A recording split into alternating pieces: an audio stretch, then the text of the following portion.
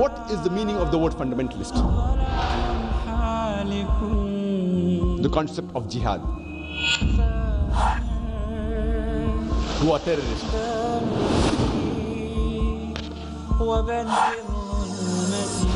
Who marry more than one wife. They are labeled as terrorists, fundamentalists, who spread the religion with the sword. These few misconceptions at the back of the mind will prevent them from accepting the beauty of A'udhu billahi minash shaitanir rajim. Bismillahir rahmanir rahim. Allahumma salli ala sayyidina Muhammad wa ala alihi wa ashabihi wa sallam. আমার প্রিয় ভাই ও বোনেরা, শ্রদ্ধেয় গুরুজনেরা, আসসালামু আলাইকুম ওয়া রাহমাতুল্লাহি ওয়া বারাকাতুহু। কারমন্ড সেন্টার ম্যানেজমেন্ট কমিটির পক্ষ থেকে আমি শুভেচ্ছা জানাচ্ছি ডাক্তার জাকির নায়েককে, যিনি কুরআন ও তুলনামূলক ধর্মের বিশ্ববিখ্যাত পণ্ডিত। আমি তাকে ব্রাডফোর্ডে স্বাগত জানাই। আমি তাকে জানাতে চাই যে ব্রাডফোর্ডকে ছোট্ট পাকিস্তান বা দি কারি সেন্টার অব দ্য ওয়ার্ল্ড বলতে পেরে আমরা গর্বিত।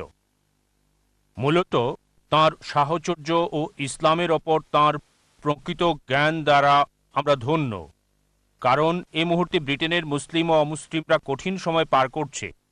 ভাই জাকির তাঁর জীবনে অনেক উপাধি অর্জন করেছেন, কিন্তু আমি তার ব্যাপারে যা পড়েছি তা থেকে সবচেয়ে উপযুক্ত উপাধি হল আহমদ দিদাত প্লাস। এ মুহূর্তে আমরা সবাই ভাই আহমদ দিদাতের জন্য দোয়া করছি, যিনি গতকাল মারা গিয়েছেন। আল্লাহ সুবহানাহু ওয়া তাআলা তাঁকে জান্নাত দিন, আমিন। এছাড়াও আমি ইসলাম ব্র্যাডফোর্ডকে অভিনন্দন জানাচ্ছি এ অনুষ্ঠানটি আয়োজনের জন্য। যেসব তরুণ এ অনুষ্ঠান আয়োজন করেছে এবং সব কাজের ক্ষেত্রে অগ্রগামী রয়েছে, আমি তাদের কঠোর পরিশ্রম ও উৎসাহের জন্য গর্বিত। তাদের এ প্রচেষ্টার জন্য আল্লাহ তাআলা যথার্থ পুরস্কার দিন। সবশেষে আমি আল্লাহ তাআলার কাছে দোয়া করছি, তিনি যেন আমাদের হৃদয়কে খুলে দেন, যাতে আমরা ডাক্তার জাকির নায়েকের বক্তৃতা থেকে পুরোপুরি উপকার পেতে পারি। জাযাকাল্লাহ খায়ের। বিসমিল্লাহির রহমানির রহিম। বক্তৃতার বিষয় হলো ইসলাম সম্পর্কে ভুল ধারণা। এটা খুবই প্রাসঙ্গিক বিষয়, বিশেষ করে কিশোরদের জন্য। মুসলিম ও অমুসলিম উভয় থেকেই ইসলাম সম্পর্কে অনেক ভুল ধারণা রয়েছে। তাই আলহামদুলিল্লাহ ডাক্তার জাকির নায়েককে দাওয়াত করেছি এসব ভুল ধারণার কিছু দূর করতে। ডাক্তার জাকির নায়েকের পরিচয় হলো, তিনি ভারতের মুম্বাই থেকে এসেছেন। পেশাগতভাবে তিনি মেডিকেল ডাক্তার এবং তিনি খুব পরিচিত আন্তর্জাতিক বক্তা। তিনি সমগ্র বিশ্বে শত শত বক্তৃতা দিয়েছেন। এ বক্তৃতার নিয়ম হলো, ডাক্তার জাকির নায়েক প্রায় 1 ঘন্টা ব্যাপী বক্তৃতা দিবেন, আর তারপর প্রশ্নোত্তর পর্ব রয়েছে। ভাইদের কাছ থেকে প্রশ্ন নেওয়া হবে মাইক থেকে, আর বোনদের কাছ থেকে শুধু কাগজের মাধ্যমে প্রশ্ন নেওয়া হবে। বোনদের কাছে কোনো প্রশ্ন থাকলে তা লিখে ভাইদের নিকট দিবেন। আর দেরি না করে আমি ডাক্তার জাকির নায়েককে অনুরোধ করছি। Alhamdulillah. Wassalatu wassalam ala rasulillah wa ala alihi wa sahbihi ajmain. Amma ba'd. A'udhu billahi minash shaitanir rajim. Bismillahir rahmanir rahim. Udu ila sabili rabbika bil hikma wal mau'izatil hasana wajadil billati ahsan. Rabbi shrah li sadri wa yassir li amri wahlul 'uqdatam min lisani yafqahu qawli. আমার শ্রদ্ধেয় গুরুজনেরা এবং আমার প্রিয় ভাই বোনেরা, আমি সবাইকে স্বাগত জানাই ইসলামিক সম্ভাষণে। আসসালামু আলাইকুম ওয়া রাহমাতুল্লাহি ওয়া বারাকাতুহু। আল্লাহর দয়া, শান্তি ও রহমত সকলের উপরে বর্ষিত হোক। আজকের এই সন্ধ্যার বক্তব্যের বিষয় ইসলাম সম্পর্কে ভুল ধারণা। আমার জন্য এটা আনন্দের বিষয় ব্র্যাডফোর্ডে আবার আসতে পারা। আমি আগে দুবার এসেছি, শেষবার 2002 সালে আর 1999 সালে, শুধু সংক্ষিপ্ত সফরের জন্যই। আলহামদুলিল্লাহ, আমি আনন্দিত পুনরায় ব্র্যাডফোর্ডের মানুষের কাছে আসতে পেরে। এটাকে বলা হয় ইউকের পাকিস্তান, কেউ বলে ব্রাডিস্তান। আজকে ইনশাআল্লাহ আমরা আলোচনা করব ইসলাম সম্পর্কে ভুল ধারণা নিয়ে। এটা প্রত্যেক মুসলিমের দায়িত্ব তার উচিত ইসলামের বাণী প্রচার করা, সত্য ও শান্তির ধর্ম। তাদের কাছে যারা এই ব্যাপারে সচেতন নয়, এটা আবশ্যিক, এটা ফরজ।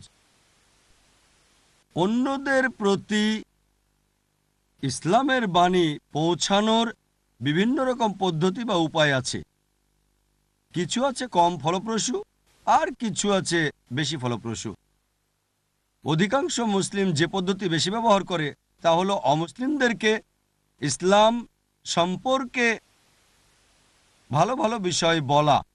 এমনকি ওই অমুসলিম যদি স্বীকারও করে নেয় আপনার বলা ইসলামের ভালো দিকগুলোকে, তবু তার মনের গভীরে সে ভাববে, আচ্ছা তুমি তো সেই মুসলিম যে সন্ত্রাসী, আচ্ছা তুমি তো সেই মুসলিম যে মৌলবাদী, আচ্ছা তুমি তো সেই মুসলিম যে 4টা বিয়ে করো, আচ্ছা তোমরা তো সেই মানুষ যারা তরবারি দিয়ে ধর্ম প্রচার করো। এই কয়েকটা নেতিবাচক বিষয় তার মনের গভীর থেকে ইসলামের সৌন্দর্য গ্রহণ করতে তাকে বাধা দেবে।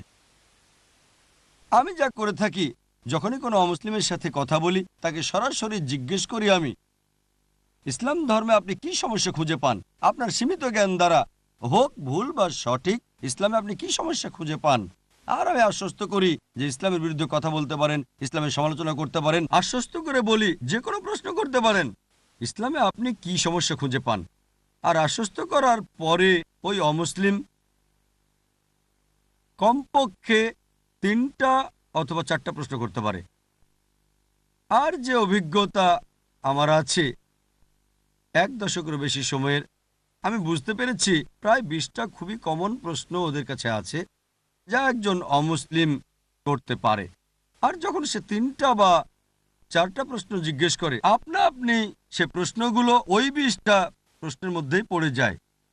তাই মুসলিমরা যদি মুখস্থ করে এই 20টা সাধারণ প্রশ্নের উত্তর, মুখস্থ করে কোরআন এবং হাদিস থেকে ও অমুসলিমদের ধর্মগ্রন্থের উদ্ধৃতি এবং যুক্তি ও বিজ্ঞানের প্রমাণ সহ জেনে রাখেন, তখন আপনি ওই অমুসলিমকে যদি ইসলাম ধর্ম গ্রহণ করাতে নাও পারেন, আপনি কমপক্ষে ইসলামের বিরুদ্ধে ওই অমুসলিমের যে বিদ্বেষ আছে তা দূর করতে পারবেন। কিভাবে এই 20টা সাধারণ প্রশ্ন এসেছে একজন অমুসলিমের মনে, মিডিয়া কিভাবে ইসলামকে উপস্থাপন করে, মূলত তার উপরই এটা নির্ভর করে। আর বর্তমানে আমরা দেখি যে আন্তর্জাতিক প্রচার মাধ্যমে ইসলামের বিরুদ্ধে মারাত্মক প্রচারণা চলছে। আন্তর্জাতিক মিডিয়া ইসলামের বিরুদ্ধে মানুষের মাঝে ভুল ও মিথ্যা তথ্যের বিস্ফোরণ ঘটাচ্ছে। যখন আমরা পড়ি আন্তর্জাতিক সংবাদপত্র, আন্তর্জাতিক ম্যাগাজিন, শুনি আন্তর্জাতিক রেডিও সম্প্রচার, অথবা দেখি আন্তর্জাতিক স্যাটেলাইট চ্যানেল, আমরা দেখি যে তারা ইসলাম সম্পর্কে ভুল ও মিথ্যা তথ্য দিয়ে যাচ্ছে। এটা প্রত্যেক মুসলিমের দায়িত্ব যে আমরা এইসব ভুল ধারণা দূর করে দেব। মিডিয়ায় ইসলামকে উপস্থাপনের উপর ভিত্তি করে এই 20টা প্রশ্নের সমষ্টি পরিবর্তিত হবে। কয়েক দশক আগে এই 20টা প্রশ্নের সমষ্টি ভিন্ন রকম ছিল, হয়তোবা কয়েক দশক পরে এটাও পরিবর্তিত হয়ে যাবে। মিডিয়া কিভাবে ইসলামকে উপস্থাপন করছে তার উপর ভিত্তি করে এই 20টা প্রশ্নের সমষ্টি পরিবর্তিত হতে থাকে। আর আলহামদুলিল্লাহ, আমি ভ্রমণ করেছি বিশ্বের বিভিন্ন প্রান্তে, হোক তা USA, Canada, UK, Singapore, Malaysia, Saudi আরব, ভারত। এই 20টা প্রশ্ন একই রকম, হয়তো একটা বা দুটো অতিরিক্ত প্রশ্ন থাকতে পারে এলাকার পারিপার্শ্বিকতার উপর ভিত্তি করে, কিন্তু বাকি 20টা প্রশ্ন একই রকম। সময়ের অভাবে সবগুলোর হয়তো উত্তর এখানে দেওয়া সম্ভব হবে না, তবে আমি কমপক্ষে অর্ধেক দেওয়ার চেষ্টা করব ইনশাল্লাহ। যা হোক, ওয়েবসাইটে দেখতে পারেন www.irf.net। আমি একটা বই লিখেছি, অমুসলিমদের জিজ্ঞাসিত সাধারণ প্রশ্নের উত্তর।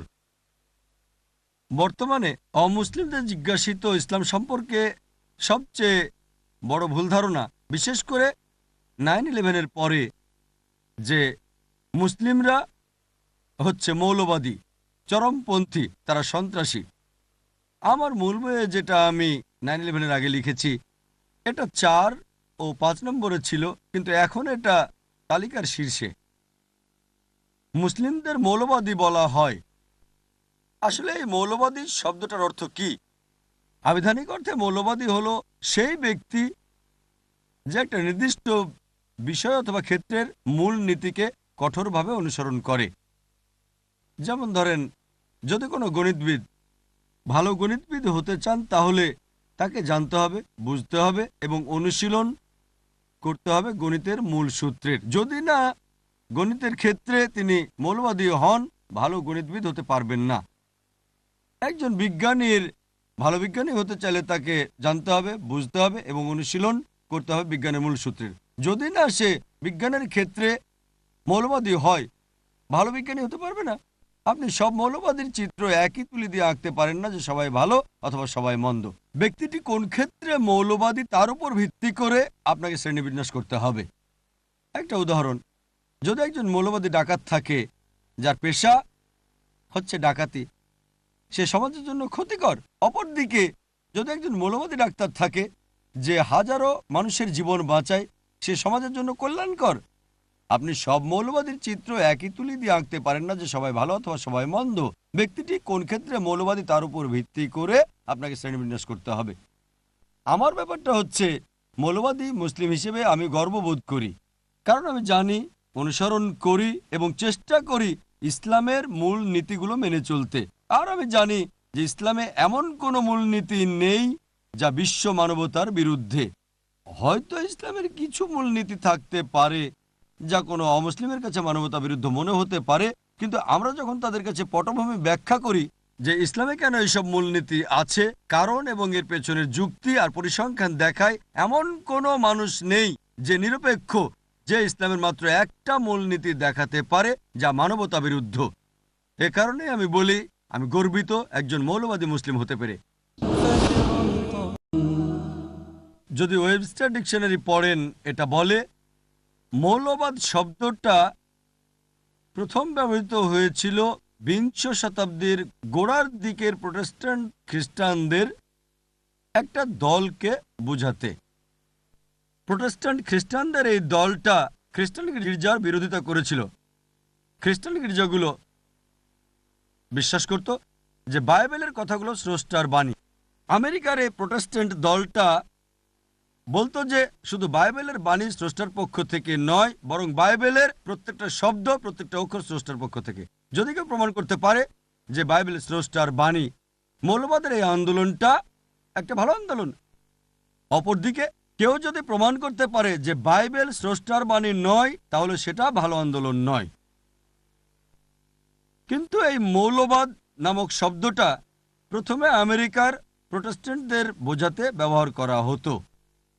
অক্সফোর্ড ডিকশনারিতে দেখলে এটা বলে যে মৌলবাদী হচ্ছে এমন এক ব্যক্তি যে কোনো ধর্মের মূল নীতিগুলো কঠোরভাবে মেনে চলে। কিন্তু অক্সফোর্ড ডিকশনারির নতুন সংস্করণে দেখা যায় যে তারা কিছুটা পরিবর্তন করেছে।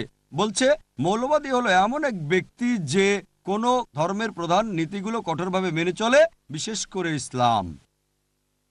নতুন সংস্করণে ইসলাম শব্দটা যুক্ত করা হয়েছে। যখন আপনি কোনো মুসলিমের কথা ভাববেন, তাকে হতে হবে মৌলবাদী, চরমপন্থী। আমি মানুষকে বলি চরমপন্থী হতে পারে আমি গর্বিত। আমি অতি দয়ালু, অতি ক্ষমাশীল, অতি ন্যায়নিষ্ঠ, আমি অতি সৎ। সমস্যা কোথায়?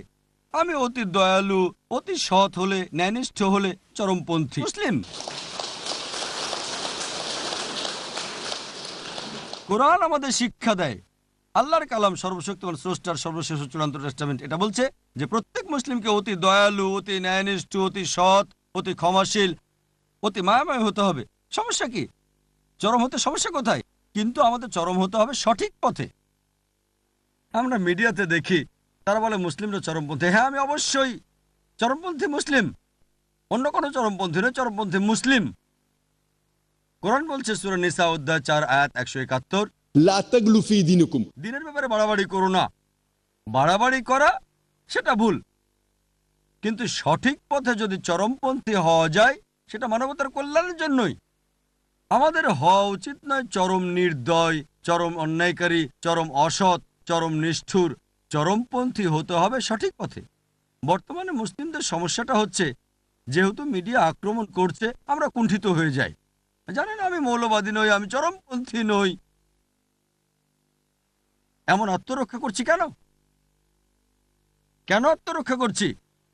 বিশেষ করে 9/11-এর পরে দেখা যায় অনেক মুসলিমই আচরণ পরিবর্তন করেছে, বেশ কুণ্ঠাবোধ করে। কেন? আমাদের সাথে দিনুল হক আছে, সত্যের ধর্ম, যা সকলের শান্তির ধর্ম।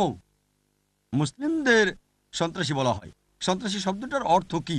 আবিধানিক অর্থে সন্ত্রাসী হচ্ছে যে ব্যক্তি আতঙ্ক সৃষ্টি করে। যখনই কোনো ডাকাত একজন পুলিশকে দেখে সে আতঙ্কিত হয়ে যায়, তাই একজন পুলিশ ডাকাতের জন্য সন্ত্রাসী। এই দৃষ্টিতে প্রত্যেক মুসলিমকেই সন্ত্রাসী হতে হবে। যখনই কোনো ডাকাত একজন মুসলিমকে দেখবে আতঙ্কিত হয়ে যাবে। কোনো ধর্ষক একজন মুসলিমকে দেখলে আতঙ্কিত হবে। যখনই সমাজবিরোধী দুষ্কৃতিকারীরা মুসলিমকে দেখবে আতঙ্কিত হয়ে পড়বে। মুসলিমদের উচিত সমাজবিরোধী দুষ্কৃতিকারীকে আতঙ্কিত করা। আর এটাই আল্লাহ পবিত্র কোরআনে বলেছেন সূরা আনফাল অধ্যায় 8 আয়াত নাম্বার 60, যারা সত্যকে করে প্রত্যাখ্যান তাদের আতঙ্কিত কর সমাজবিরোধীরা। আর এই শব্দটা আমি আমার নিজের থেকে ব্যবহার করছি না। বোম্বেতে কয়েক বছর আগে একটা কাগজে শিরোনাম হয়েছিল এটা। একজন ইন্সপেক্টর ছিল, নাম ইন্সপেক্টর আংগ্রে। খবরটা ছিল ইন্সপেক্টর আংগ্রে দুষ্কৃতিকারীদের আতঙ্কিত করে তুলেছে। আর এটাই হচ্ছে ভাষা প্রত্যেকটা দেশের। তবে আমি জানি সন্ত্রাসী শব্দটা বিশেষ করে ব্যবহৃত হয় এমন লোকের জন্য যে সাধারণ মানুষকে আতঙ্কিত করে তোলে, যে সাধারণ মানুষদের উপর অত্যাচার করে। এই দৃষ্টিতে কোনো মুসলিমেরই কোনো মানুষকে আতঙ্কিত করা উচিত নয়, হোক মুসলিম বা অমুসলিম। কোনো মানুষকে আতঙ্কিত করা ইসলামে বৈধ নয়। অধিকাংশ সময় দুটি ভিন্ন লেভেল দেওয়া হয় একই ব্যক্তিকে একই কাজের জন্য। যেমন ধরেন ভারত, যে দেশ থেকে আমি এসেছি, 60 বা 70 বছর আগের কথা, ব্রিটিশ সরকার ভারত শাসন করত। ব্রিটিশ সরকার, অনেক ভারতীয়রা স্বাধীনতার জন্য যুদ্ধ করেছিল। সেই সময় এই লোকগুলোকে ব্রিটিশ সরকার সন্ত্রাসী বলেছিল, কিন্তু সাধারণ ভারতীয়রা তাদের বলি মুক্তিযোদ্ধা, দেশপ্রেমিক। একই মানুষ, একই কাজ, দুটো ভিন্ন লেভেল। যদি আপনারা ব্রিটিশ সরকারের সাথে একমত হন যে ভারত শাসন করার অধিকার তাদের আছে, তাহলে এই লোকগুলোকে বলবেন সন্ত্রাসী। কিন্তু সাধারণ ভারতীয়দের সাথে একমত হলে যে ব্রিটিশরা ভারতে এসেছিল ব্যবসা করার জন্য, আমাদের শাসন করার কোনো অধিকারই তাদের নেই, তাহলে এদের বলবেন মুক্তিযোদ্ধা, বলবেন দেশপ্রেমিক। একই ব্যক্তি, একই কাজ, কিন্তু দুটো ভিন্ন লেভেল। আর এরকম উদাহরণ আপনি মানুষের ইতিহাস থেকে অনেক দিতে পারেন। যেমন আমেরিকার বিপ্লব সম্পর্কে আপনারা জানেন, 18 শতকে ঘটেছিল। 1775 সালে তারা স্বাধীন হয়।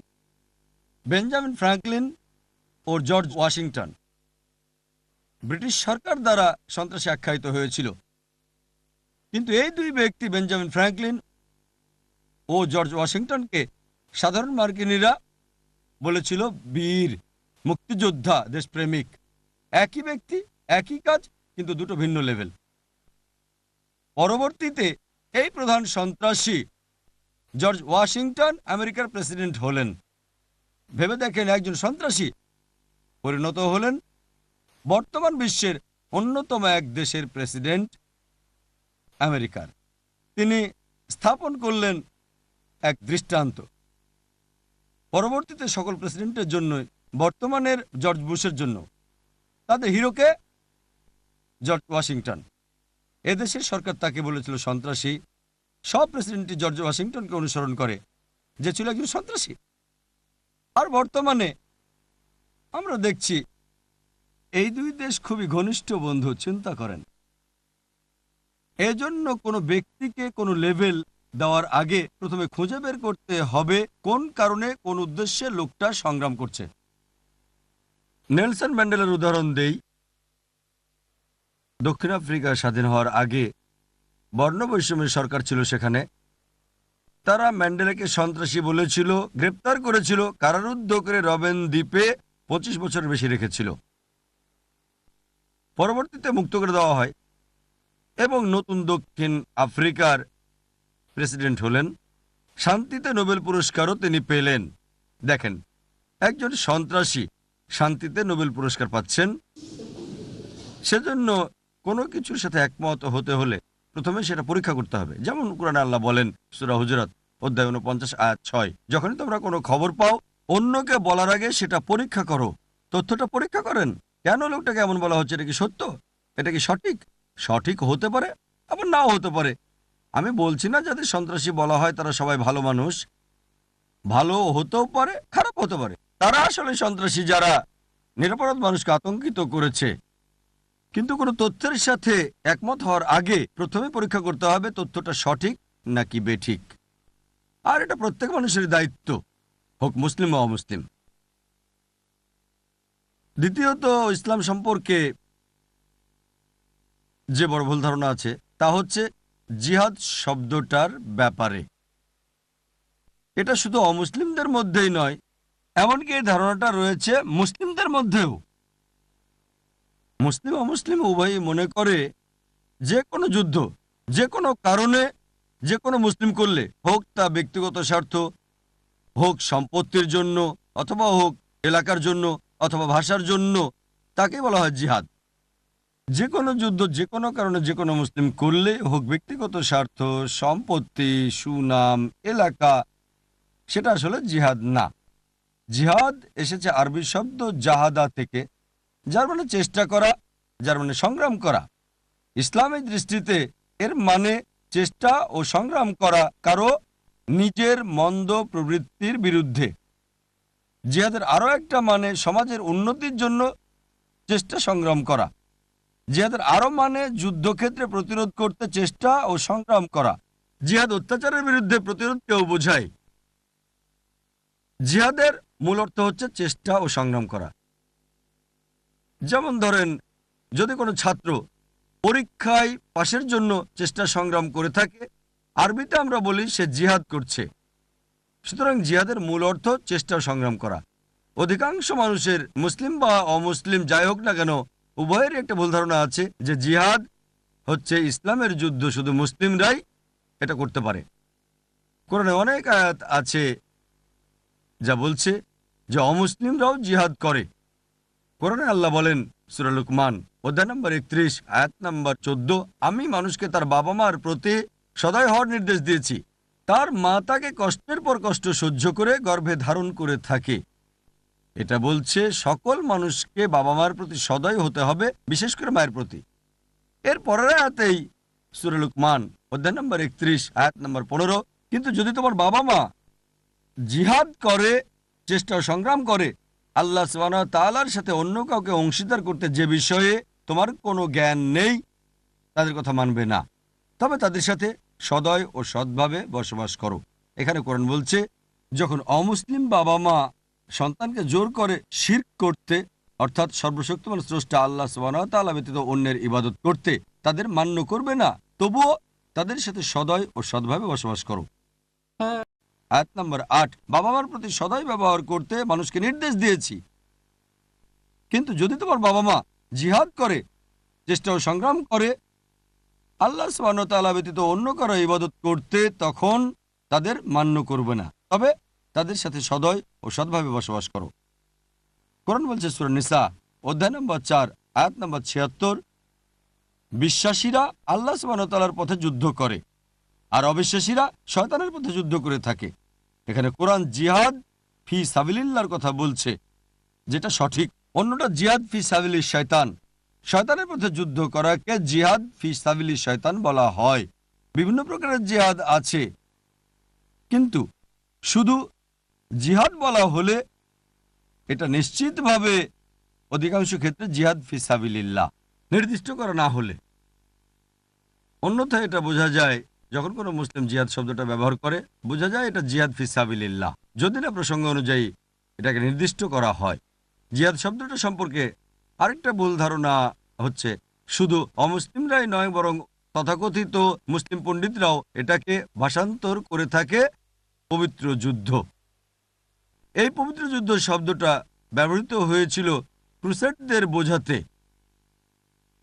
খ্রিস্টানরা ধর্মের নামে হাজারো নিরপরাধ মানুষকে হত্যা করেছিল, তাদের ওই যুদ্ধকে পবিত্র যুদ্ধ বলা হতো। বর্তমানে এই শব্দটা দিয়ে বোঝায় জিহাদ। যখন কোনো প্রাচ্যবিদ ব্যবহার করেন জিহাদকে পবিত্র যুদ্ধ, দুর্ভাগ্যবশত কিছু তথাকথিত মুসলিম পণ্ডিত জিহাদকে পবিত্র যুদ্ধরূপে ভাষান্তর করে থাকেন। আরবিতে পবিত্র যুদ্ধ শব্দটা হলো হারবুম মুকাদ্দাসা। এই হারবুম মুকাদ্দাসা কোরআনের কোথাও পাওয়া যাবে না, এমনকি রাসূল সাল্লাল্লাহু সাল্লামের হাদিসেও এটা কোথাও পাওয়া যায় না। জিহাদের মূল অর্থ হচ্ছে চেষ্টা ও সংগ্রাম করা। আমরা কি করব? আমাদের কুপ্রবৃত্তির বিরুদ্ধে চেষ্টা ও সংগ্রাম করব। আমরা চেষ্টা ও সংগ্রাম করে যাব আল্লাহ সুবহানাহু ওয়া তাআলার পথে। আমাদের চেষ্টা ও সংগ্রাম করা উচিত কোরআনে আল্লাহর নির্দেশনা অনুসরণ করতে। আর আমার মতে দাওয়া হচ্ছে বর্তমানে জিহাদের একটা গুরুত্বপূর্ণ ক্ষেত্র। ইসলামের বাণী পৌঁছে দেয়া তাদের কাছে যাদের এ ব্যাপারে কোনো জ্ঞান নেই। তৃতীয়ত, ইসলামের ব্যাপারে যে ভুল ধারণা বর্তমানে, তাহলে ইসলাম তরবারির দ্বারা প্রচারিত হয়েছিল। ইসলাম এসেছে আরবি শব্দ সালাম থেকে, যার অর্থ শান্তি। এটা আমরা আরবি শব্দ সিলম থেকেও উদ্ভূত, যার অর্থ নিজের ইচ্ছাকে আল্লাহর কাছে সমর্পণ করা। সংক্ষেপে ইসলাম মানে সর্বশক্তিমান স্রষ্টার কাছে নিজের ইচ্ছাকে সমর্পণ করে শান্তি অর্জন করা। ইসলাম তরবারির মাধ্যমে প্রচারিত হয়েছিল, এটাকে ভাষান্তর করলে তরবারির দ্বারা শান্তি প্রচার হয়েছিল। এটা বরং স্ববিরোধী হচ্ছে, তরবারি দ্বারা শান্তি প্রচারিত হয়েছিল। যদি ভালো করে দেখেন, বিশ্বের প্রত্যেকটা দেশেই পুলিশ বিভাগ আছে। এই পুলিশ মাঝে মধ্যে শক্তি প্রয়োগ করে থাকে সমাজ বিরোধী দুষ্কৃতিকারীদের বিরুদ্ধে দেশে শান্তি বজায় রাখার জন্য। এই পুলিশ বাহিনীর দায়িত্ব হচ্ছে সমাজবিরোধী দুষ্কৃতিকারীর বিরুদ্ধে শক্তি প্রয়োগ করা, দেশে যেন শান্তি বিরাজ করে। একইভাবে ইসলামও এটা শান্তির ধর্ম,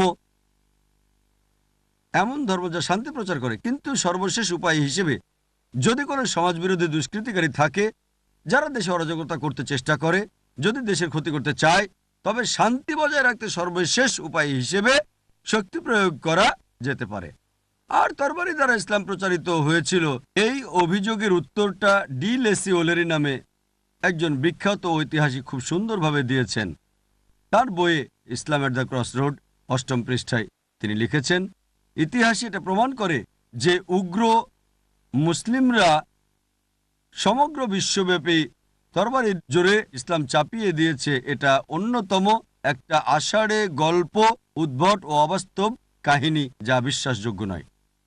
উগ্র মুসলিমরা সমগ্র বিশ্বব্যাপী তরবারির জোরে ইসলাম প্রচার করেছে। এটা একটা আষাঢ়ে গল্প, উদ্ভট ও অবাস্তব কাহিনী, যা ঐতিহাসিকরা বারবার বলেছেন। আমরা মুসলিমরা স্পেনকে ৮০০ বছর শাসন করেছি। পরবর্তীতে ক্রুসেডরা এসে মুসলিমদের তাড়িয়ে দেয়। একজন মুসলিমও ছিল না যে প্রকাশ্যে আজান দিতে পারত। আর আমরা মুসলিমরাই আরব ভূমিকে শাসন করছি ১৪০০ বছর ধরে। ব্রিটিশরা কয়েক বছর ছিল, কয়েক বছর ফরাসিরাও ছিল। সর্বোপরি আমরাই এখন পর্যন্ত আরব ভূমির প্রধান হয়ে গত ১৪০০ বছর শাসন করছি। এমনকি আজও আরবে ১৪ মিলিয়নের বেশি আরব আছে যারা কপ্টিক খ্রিস্টান। কপ্টিক খ্রিস্টান মানে বংশ পরম্পরায় খ্রিস্টান। আর এই ১৪ মিলিয়ন আরব কপ্টিক খ্রিস্টান, তারাই শাহাদা দিচ্ছে, সাক্ষ্য দিচ্ছে যে ইসলাম তরবারি দ্বারা প্রচারিত হয়নি। আমরা মুসলিমরা ভারত শাসন করেছে ১০০০ বছরেরও বেশি। আর বর্তমানে ৮০% বেশি ভারতীয়রা হচ্ছে অমুসলিম। ভারতের এই ৮০% বেশি অমুসলিম শাহাদা দিচ্ছে ইসলাম তরবারি দ্বারা প্রচারিত হয়নি। যদি চাইতাম তাহলে প্রত্যেক অমুসলিমকে তরবারির জোরে ইসলাম গ্রহণ করতে বাধ্য করা যেত, তা আমরা করিনি। ইসলাম এটা করার অনুমতি দেয় না। এই ৮০% উপরে ভারতের ৮০ মিলিয়ন অমুসলিম, তারা সাক্ষ্য দিচ্ছে, শাহাদা দিচ্ছে যে ইসলাম তরবারি দ্বারা প্রচারিত হয়নি। বর্তমানে যে দেশে সবচেয়ে বেশি মুসলিম আছে সেটা ইন্দোনেশিয়া। ২০০ মিলিয়নেরও বেশি মুসলিম। কোন মুসলিম আর্মি ইন্দোনেশিয়ায় গিয়েছিল? মালয়েশিয়ায় গিয়েছিল, যেখানে ৫০%-এরও বেশি মুসলিম আছে। আফ্রিকার পূর্ব উপকূলে কোন মুসলিম আর্মি গিয়েছিল? কোন তরবারি? এটা বুদ্ধির তরবারি। থমাস কার্লাইল, বিখ্যাত ঐতিহাসিক, তার বই হিরোজ অ্যান্ড হিরো ওয়ারশিপে লিখেছেন, তার মতে নবী মুহাম্মদ সাল্লাল্লাহু আলাইহি সাল্লাম ছিলেন ১ নম্বর। তাই তরবারি পেতে হবে। সেই তরবারি পাবেন কোথায়? প্রথমে প্রত্যেক মতাদর্শ একজন ব্যক্তির মাথায় আসে, আর যদি শুধু একজনও তা বিশ্বাস করে, তবে সে তরবারি নিয়ে প্রচার করা আপনি শুরু করে দেন। প্রথমে তরবারি খুঁজতে হবে। থমাস কার্লাইল বুদ্ধির তরবারির কথা বলেছেন, যেমন কোরআনে আল্লাহ বলেছেন সূরা নাহাল অধ্যায় নম্বর 16 আয়াত নম্বর 125। আমার বক্তব্যের শুরুতে আয়াতটা বলেছি। আল্লাহ বলেন, উদু ইলা সাবিলি রাব্বিকা বিল হিকমা ওয়াল মুআযিতাল হাসানা ওয়াজাদিল বিল্লাতি আহসান। মানুষকে তোমার প্রতিপালকের পথে আহ্বান করো, হিকমত ও সদুপদেশ দ্বারা তাদের যুক্তি দেখাও, তাদের সাথে তর্ক করো সবচেয়ে উত্তম ও গ্রহণযোগ্য পন্থায়। একটা প্রবন্ধ ছিল 1984 সালে রিডার্স ডাইজেস্ট পত্রিকায়, সেটা ছাপা হয়েছিল। দ্য প্লেন ট্রুথ ম্যাগাজিনে ছাপা হয়েছিল। এটাতে 50 বছরে প্রধান ধর্মগুলোর অনুসারী বৃদ্ধির পরিসংখ্যান ছেপেছিল 1934 থেকে 1984 পর্যন্ত। আর সবচেয়ে বেশি বৃদ্ধি পেয়েছিল ইসলামের অনুসারী 235%, খ্রিস্টান ধর্ম মাত্র 47%। একটা প্রশ্ন করছি, 1934 সাল থেকে 1984 এই দীর্ঘ 50 বছরের মধ্যে কোন যুদ্ধ হয়েছিল যা অমুসলিমদেরকে ইসলাম গ্রহণে বাধ্য করেছে? কোন যুদ্ধ? বর্তমানে আমেরিকায় দ্রুত প্রসার লাভকারী ধর্ম হচ্ছে ইসলাম, ইউরোপে দ্রুত প্রসার লাভকারী ধর্ম হচ্ছে ইসলাম। আমি জিজ্ঞেস করছি, কে এই সব মার্কিনীদের তরবারির জোরে ইসলাম গ্রহণে বাধ্য করছে? কে ইউরোপিয়ানদের, ব্রিটিশদের তরবারির জোরে ইসলাম গ্রহণে বাধ্য করছে? আমরা জানি মিডিয়া সব সময় বলে যে ইসলাম নারীদের অবমূল্যায়ন করে। এটা কি জানেন? ইসলাম গ্রহণকারী মানুষদের মধ্যে, হোক আমেরিকায় বা ইউরোপে অথবা বিশ্বের যে কোনো প্রান্তে, 2/3 নারী। ইসলাম যদি নারীদের অবমূল্যায়ন করে, তাহলে মার্কিন নারীরা কেন ইসলাম গ্রহণ করবে? ইউরোপীয় নারীরা কেন ইসলাম গ্রহণ করবে? কারণ তারা জানে যে ইসলামে আছে মানবতার সমস্যার সমাধান।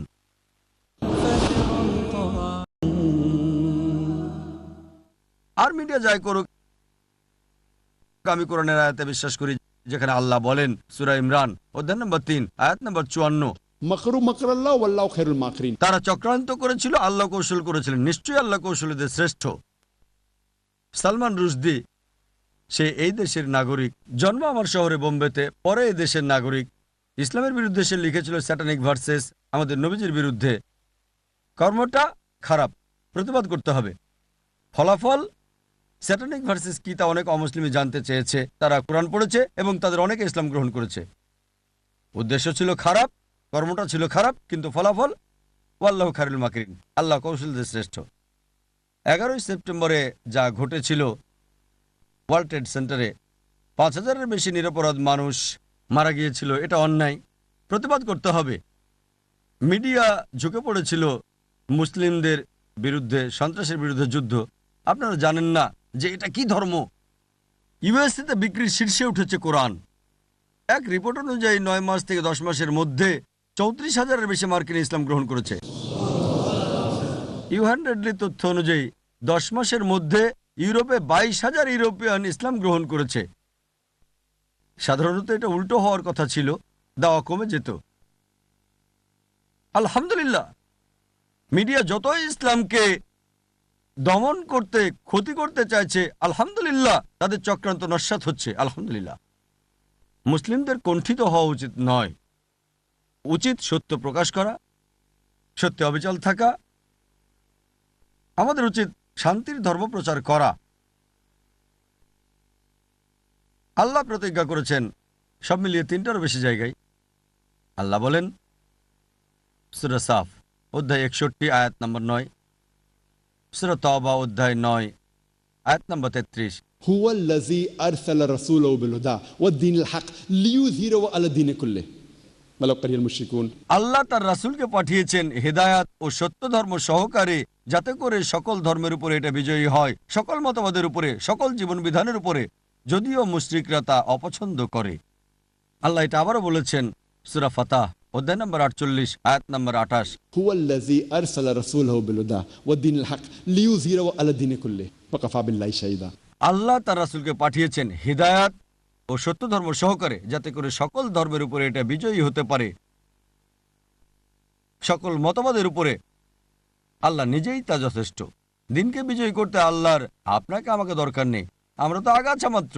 আল্লাহর আপনাকে আমাকে কোনো দরকার নেই, আল্লাহ নিজে যথেষ্ট। আমাদেরকে আল্লাহর কোনো দরকার নেই। তার রাসূলের রেখে যাওয়া কাজ করতে আল্লাহ শুধু আমাদের সুযোগ দিয়েছেন। আপনারা কি মনে করেন যদি ইসলামের কথা না বলেন তাহলে ইসলাম প্রচার হবে না? যদি মনে করেন ইসলাম প্রচার হচ্ছে কারণ আমরা দাওয়া দিচ্ছি, এজন্য আমরা মুসলিমরা দায়িত্ব পালন করছি না, যা কিছু হচ্ছে আল্লাহ করছেন, এক্ষেত্রে আমাদের কোনো ক্রেডিট নেই, কোনো ক্রেডিট নেই। আমার মতে আমরা ইসলামের বাণী প্রচার করছি না, আমরা সত্য বলতে মুখ খুলতে ভয় পাই। তাই এই আয়াতগুলোতে আল্লাহ বলেছেন আপনাকে আমাকে ছাড়াই এই দিন বিজয়ী হবে। আমরা তো আগাছা মাত্র, তিনি আমাদের সুযোগ দিচ্ছেন রাসূলের কাজ করতে এবং রাসূলের পুরস্কার পেতে। আর ডক্টর অ্যাডাম পিয়ারসনের উদ্ধৃতি দিয়ে আমি এই ভুল ধারণাটার উত্তর শেষ করব। ডক্টর অ্যাডাম পিয়ারসন বলেছেন মানুষ ভয় পায় যে একদিন পারমাণবিক বোমা চলে যাবে আরবদের হাতে। তারা এটা বুঝতে পারে না যে এই বোম পড়ে গেছে সেই দিন যেদিন আমাদের নবী মুহাম্মদ সাল্লাল্লাহু আলাইহি ওয়াসাল্লাম জন্মগ্রহণ করেছিলেন।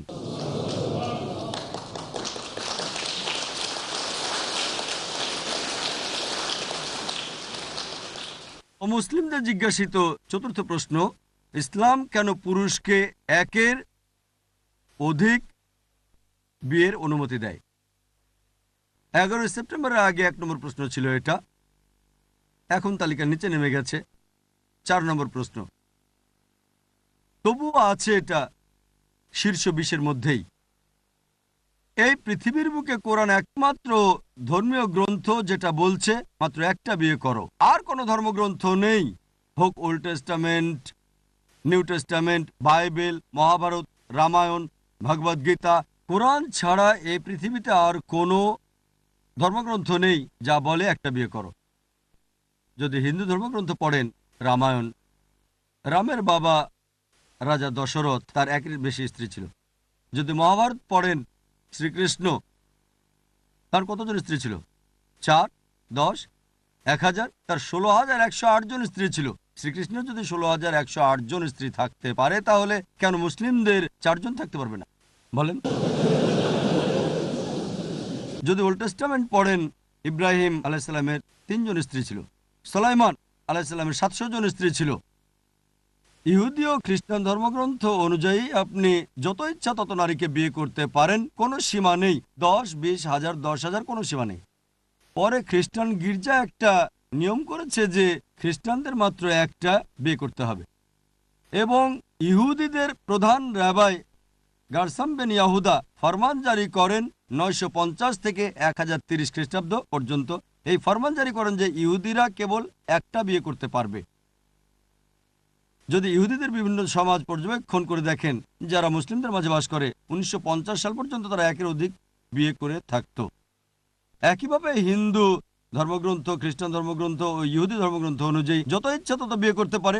এমনকি হিন্দু ধর্মগ্রন্থ 1954 সালে ভারত সরকার একটা আইন করে, যা হিন্দু বিশেষ বিবাহ আইন 1954 বলে পরিচিত। এটা বলছে হিন্দুরা মাত্র একটা বিয়ে করতে পারে, কিন্তু তাদের ধর্মগ্রন্থ যত ইচ্ছা তত বিয়ে করতে অনুমতি দিচ্ছে। ইসলামে নারীর মর্যাদা বিষয়ে সরকারের একটা রিপোর্ট অনুযায়ী 66 ও 67 পৃষ্ঠায় বলা হয়েছে যে ভারতীয় মুসলিমদের মধ্যে বহুবিবাহের হার 1951 থেকে 61 সাল পর্যন্ত ছিল 4.31%, আর হিন্দুদের একই সময়ে অর্থাৎ ওই 10 বছরে ছিল 5.06%। তাহলে হিন্দুরা বেশি মুসলিমদের চেয়ে 0.75 বা 3/4। যদিও ভারত সরকার এটা অনুমতি দেয়নি, তারা মুসলিমদের চেয়ে বেশি বহুবিবাহ করে। আসুন দেখি কোরআন কি বলছে। কোরআন বলছে সূরা নিসা অধ্যায় নম্বর 4 আয়াত 3, বিয়ে করো তোমার পছন্দের নারীকে 2, 3 অথবা 4। যদি সুবিচার করতে না পারো তাহলে একটা করো। যদি সুবিচার করতে না পারো তাহলে একটা বিয়ে করো। এই কথাটা শুধু কোরআনে বলা হয়েছে, অন্য কোনো ধর্মগ্রন্থে না। আপনি পছন্দ মতো 2, 3 বা 4টা বিয়ে করতে পারেন, কিন্তু যদি সুবিচার করতে না পারেন তাহলে একটা।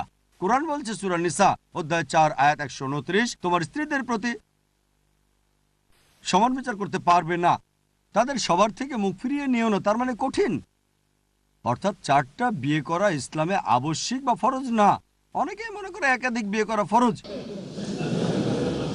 এটা ঐচ্ছিক, করতে পারেন, অনুমতি আছে সর্বোচ্চ 4টা। কিন্তু যদি একাধিক বিয়ে করেন আর সমান বিচার করতে না পারেন, সমস্যায় পড়ে যাবেন। ইসলাম কেন মানুষকে একের অধিক বিয়ে করতে অনুমতি দিয়েছে, আসুন আমরা এটা বিশ্লেষণ করে দেখি। প্রাকৃতিকভাবেই ছেলে মেয়ে একই অনুপাতে জন্মগ্রহণ করে, কিন্তু বর্তমান চিকিৎসা বিজ্ঞান বলছে যে মেয়ে শিশুর বেশি রোগ প্রতিরোধ ক্ষমতাটা ছেলে শিশুর চেয়ে। এই কারণে মেয়ে শিশুর তুলনায় ছেলে শিশুর মৃত্যুর হার বেশি। যে কোনো শিশু বিশেষজ্ঞই সাক্ষ্য দেবে এটা। চিকিৎসা বিজ্ঞানের দৃষ্টিতে ছেলে শিশুর তুলনায় মেয়ে শিশু বাঁচে বেশি। তারা ছেলে শিশুর চেয়ে বেশি রোগ প্রতিরোধ করতে পারে। তাই শিশুদের মধ্যেও ছেলের তুলনায় মেয়ের সংখ্যা বেশি থাকে, বড় হতে থাকে। আর ধূমপানের কারণে, মাদকের কারণে, অ্যালকোহল, দুর্ঘটনার কারণে, যুদ্ধের কারণে নারীর চেয়ে পুরুষ বেশি মারা যায়। আর মানুষের গড় আয়ু পুরুষের তুলনায় নারীর বেশি। আর বর্তমান বিশ্বে পুরুষের চেয়ে নারীর সংখ্যা অনেক বেশি। ভারতের মতো তৃতীয় বিশ্বের কিছু দেশ ব্যতীত এক্ষেত্রে পুরুষের তুলনায় নারীর সংখ্যা কম। এর প্রধান কারণ হচ্ছে মেয়ে শিশু হত্যা করা। বিবিসিতে একটা অনুষ্ঠান করেছিলেন সাংবাদিক এমিলি বেকানান, নাম ছিল অ্যাসাইনমেন্ট, পর্বের নাম ছিল লেট হার ডাই। তিনি বলেন যে প্রত্যেক দিন ইন্ডিয়াতে নারী ভ্রূণ চিহ্নিত করে ৩,০০০-এরও বেশি ভ্রূণ হত্যা করা হচ্ছে। এটাকে যদি ৩৬৫ দিয়ে গুণ করেন, প্রতি বছর ১ মিলিয়নেরও বেশি নারী ভ্রূণ চিহ্নিত করে হত্যা করা হচ্ছে। তামিলনাড়ুর সরকারি হাসপাতালের একটা রিপোর্ট অনুযায়ী নারী শিশুদের প্রতি ৫ জনে ৪ জনকে হত্যা করা হচ্ছে। আমরা যদি নারী ভ্রূণ হত্যা বা নারী শিশু হত্যার মতো নিকৃষ্ট কাজটা বন্ধ করতে পারি, এমনকি ভারতেও কয়েক দশকের মধ্যেই পুরুষের চেয়ে নারীর সংখ্যা বেড়ে যাবে। শুধু নিউ ইয়র্কেই পুরুষের চেয়ে নারীর সংখ্যা ১ মিলিয়নেরও বেশি। যুক্তরাষ্ট্রে পুরুষের চেয়ে নারীর সংখ্যা ৭.৮ মিলিয়নের বেশি। শুধু ইউকেতে, আপনাদের এই দেশে পুরুষের চেয়ে নারীর সংখ্যা ৪ মিলিয়নেরও বেশি। শুধু জার্মানিতে পুরুষের চেয়ে নারীর সংখ্যা ৫ মিলিয়ন বেশি। শুধু রাশিয়াতে পুরুষের চেয়ে নারীর সংখ্যা ৯ মিলিয়নেরও বেশি। আর একমাত্র আল্লাহ ভালো জানেন পুরো বিশ্বে পুরুষের তুলনায় নারীর সংখ্যা কত বেশি। ধরেন অমুসলিমদের সাথে আমি একমত হলাম, একজন পুরুষ একজন নারীকে বিয়ে করবে। আর আমার বোন আমেরিকাতে বাস করছে অথবা ব্রিটেনে বাস করছে, ইউকেতে, এবং বাজারের অবস্থা খুবই মন্দা। অথবা ধরেন আপনি এখানে বাস করছেন, আর বাজার যদি মন্দা থাকে, আপনার বোন এখানে আছে আর বাজার মন্দা, প্রত্যেক পুরুষ একজন করে স্ত্রী পেয়ে গেছে, তারপরও এই দেশে ৪ মিলিয়ন নারী থাকবে যারা জীবনসঙ্গী খুঁজে পাবে না। এখন আমার বোনের জন্য উপায় থাকবে, আলহামদুলিল্লাহ সে ভারতে বাস করছে, এখানে বাস করছে না, এটা শুধু একটা উদাহরণ দিচ্ছি। যদি সে এখানে বাস করে ইউকেতে, আর বাজার যদি মন্দা থাকে, অথবা আপনার বোন এখানে আর বাজার মন্দা, আর প্রত্যেক পুরুষ একজন স্ত্রী পেয়ে গেছে, তখন তার জন্য যে উপায় থাকবে তা হচ্ছে হয় সে এমন পুরুষকে বিয়ে করবে যার স্ত্রী আছে, অথবা জনগণের সম্পত্তি। জনগণের সম্পত্তি, ভাই জাকির, এমন কটু শব্দ! আমি বলি এর চেয়ে ভালো শব্দ ব্যবহার আমি করতে পারি না। এর চেয়ে ভালো শব্দ আমার জানা নেই। মানুষ আমাকে বলে জনগণের সম্পত্তি বলতে কি বোঝান? আমি বলি এটাই সবচেয়ে ভালো শব্দ যা আমি ব্যবহার করতে পারি। এর চেয়ে ভালো শব্দ আমি ব্যবহার করতে পারি না। জীবন সঙ্গীর সাথে সংসার করার আগে একজন পুরুষের গড়ে ৮ জন ভিন্ন ভিন্ন যৌন সঙ্গী থাকে। একজনের সাথে সংসার করার আগে কারো থাকে ৩, কারো ৪, কারো ৫, কারো ১০, কারো ২০ জন। কিন্তু একজনের সাথে সংসার করার পরে কতজন থাকে তা উল্লেখ নেই। কিন্তু একজন স্থায়ী জীবন সঙ্গীর সাথে সংসার করার আগে ৮ জন ভিন্ন ভিন্ন যৌন সঙ্গী থাকে। পশ্চিমা দেশগুলোতে, এমনকি এখানেও, এমনকি আমেরিকাতেও উপপত্নী থাকে ৫, ১০, ২০, কোনো সমস্যা নেই। কিন্তু একের অধিক বৈধ স্ত্রী থাকা চলবে না তাদের। যখন কোনো নারী কারো উপপত্নী হয়, তার অধিকার থাকে না, অসম্মানিত হয়, সুবিধাবঞ্চিত থাকে। কিন্তু ইসলামে নারী যখন দ্বিতীয় স্ত্রী হয় তার সমান অধিকার থাকে, সে সম্মান পায়, সুযোগ সুবিধা পায়। আর এটাই হচ্ছে প্রকৃত বাস্তবতা। বহুবিবাহ, পুরুষ একাধিক বিয়ের অনুমতি পেয়েছে মূলত দুজনের জন্যই। এটা নারীর সতীত্ব রক্ষার জন্য করা হয়েছে। আর আমি আপনাদের সাথে একমত যে কোনো নারী সাধারণ পরিস্থিতিতে স্বামীকে ভাগাভাগি করতে রাজি হবে না। আমাদের বুঝতে হবে। আসেন এ ব্যাপারে একমত হই। সাধারণ পরিস্থিতিতে কোনো নারী স্বামীকে ভাগাভাগি করতে রাজি হবে না। কিন্তু ইসলামী শরিয়া বলছে বড় ক্ষতি থেকে বাঁচতে ছোট ক্ষতি মেনে নাও। একজন প্রকৃত মুসলিমা, প্রকৃত মুসলিম নারী যে এটা জানে, সেই ছোট ক্ষতি মেনে নেবে, অর্থাৎ স্বামীকে ভাগাভাগি করা। বড় ক্ষতি থেকে বাঁচতে, অর্থাৎ অন্য মুসলিমা বোনের জনগণের সম্পত্তি হওয়া। তাই ছোট ক্ষতিটা মানবে বড় ক্ষতি থেকে বাঁচতে। আমাদের বুঝতে হবে কোনো নারী স্বামীকে ভাগাভাগি করতে চাইবে না, কিন্তু একজন ভালো মুসলিমা ছোট ক্ষতিটা অবশ্যই মেনে নেবে বড় ক্ষতি থেকে বাঁচতে। পরবর্তী প্রশ্ন হচ্ছে প্রশ্ন নাম্বার 5, ইসলাম যদি একজন পুরুষকে একের অধিক স্ত্রী রাখার অনুমতি দেয়, কেন নারীকে একের অধিক স্বামী রাখার অনুমতি দেয় না? কিন্তু প্রাকৃতিকভাবে পরিসংখ্যান বলছে এটার অনুমতি দেওয়া হলে অনুপাতটাকে উল্টে দিতে হবে। কিন্তু প্রধান উত্তর হচ্ছে যে একজন পুরুষের যদি একাধিক স্ত্রী থাকে এবং সন্তান জন্ম হয়, সহজে শনাক্ত করতে পারবেন কে বাবা আর কে মা। কিন্তু একজন নারীর যদি একাধিক স্বামী থাকে, ধরেন দুজন স্বামী, একজন সন্তান জন্ম হলো, মাকে শনাক্ত করতে পারবেন কিন্তু বাবাকে শনাক্ত করতে পারবেন না। স্কুলে ভর্তি করতে যান যদি, সেখানে বাবার নাম লিখতে বললে হয়তো তখন দুজনের নামে লিখতে হবে। বর্তমানে মনস্তাত্ত্বিকগণ বলেন বাচ্চারা যদি বাবা আর মার নাম না জানে, একজনের অথবা উভয়েরই, তাহলে তাদের বাল্যকালটা ভালো হয় না। এ কারণে আপনারা দেখবেন যে পতিতাদের সন্তানের বাল্যকালটা খুবই খারাপ। মেডিকেল ডাক্তার হিসেবে আমি জানি যে প্রযুক্তির উন্নতি হয়েছে, ডিএনএ পরীক্ষা আছে, যার মাধ্যমে খুব সম্ভাবনা আছে, আমি যতদূর জানি, বাবা মাকে শনাক্ত করা যায়। কিন্তু এটা সম্প্রতি আবিষ্কৃত হয়েছে।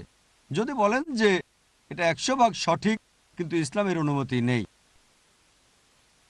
এটাই একমাত্র কারণ নয়, আরও বহু কারণ আছে। যেমন ধরেন নারীর তুলনায় পুরুষের বহুগামিতার প্রকৃতি জোরালো। শারীরিক যোগ্যতায় একজন পুরুষ একাধিক স্ত্রীর দায়িত্ব নিতে পারে, একজন স্ত্রী কিন্তু একাধিক স্বামীর দায়িত্ব পালন করতে পারে না, কারণ মাসিক ঋতুর সময় তার মানসিক পরিবর্তন দেখা যায়। এ কারণে হাদিস বলছে রজস্রাবের কালে স্ত্রীর প্রতি সদয় হতে হবে। অনেক কিছুই করা যাবে না, আপনি তালাক দিতে পারবেন না। ভেবে দেখেন এই পরিস্থিতিতে যদি সে একাধিক স্বামীর স্ত্রী হয়, তাহলে সবার দায়িত্ব সে পালন করতে পারবে না।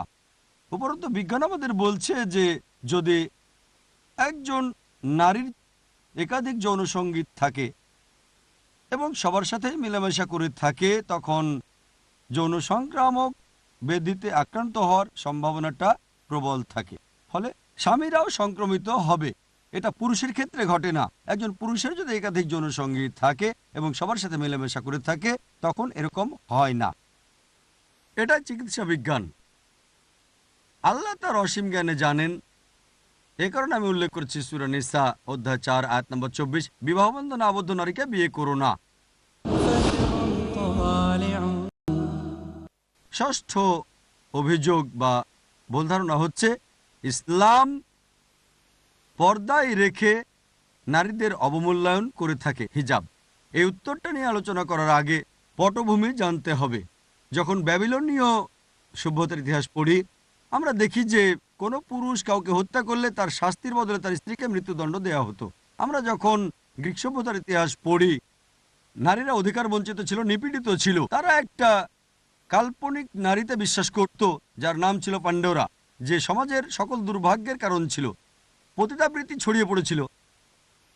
রোমান সভ্যতার ইতিহাস দেখি নারীরা শুধু যৌনতা আর উপভোগের বস্তু ছিল। পতিতাবৃত্তি ও নগ্নতার ব্যাপক প্রসার ছিল। মিশরীয় সভ্যতায় নারীকে ডাইনি ও শয়তানের প্রতীক হিসেবে গণ্য করা হতো।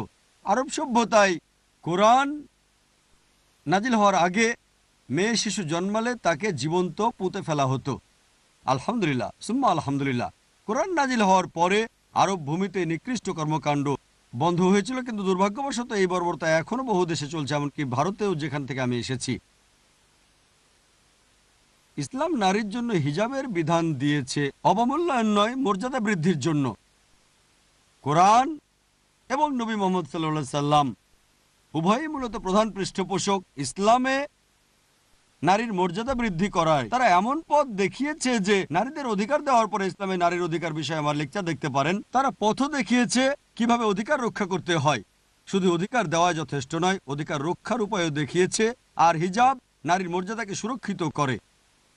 অনেক বক্তা হিজাব সম্পর্কে কথা বলে, নারীর জন্য হিজাব, নারীর জন্য, কিন্তু আল্লাহ সুবহানাহু ওয়া তাআলা কোরআনে প্রথমে বলেছেন পুরুষের হিজাবের কথা, তারপর নারীর কথা।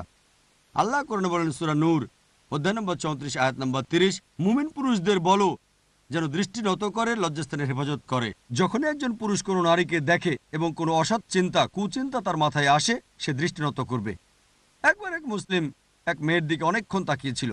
বললাম, আপনি কি করছেন? ইসলামে তো এটা অনুমতি নেই। তিনি আমাকে বললেন, প্রিয় নবী বলেছেন প্রথমবার দেখা যাবে, দ্বিতীয়বার নিষিদ্ধ। আমি অর্ধেক দেখাই শেষ করিনি। যখন নবী বলেছেন প্রথমবার দেখা যাবে, দ্বিতীয়বার নিষিদ্ধ, তিনি কি বুঝিয়েছেন? তার মানে এই না যে আপনি নারীর দিকে 10 মিনিট ধরে পলক না ফেলে তাকিয়ে থাকবেন আর বলবেন এখনো দেখা আমি শেষ করিনি। রাসূল বুঝিয়েছেন অনিচ্ছাকৃতভাবে যদি কোনো নারীর দিকে চোখ পড়ে যায়, তার সৌন্দর্য উপভোগ করতে আর তাকাবেন না। কোরআনের পরবর্তী আয়াত সূরা নূর অধ্যায় 24 আয়াত 31 নারীর হিজাবের কথা বলছে।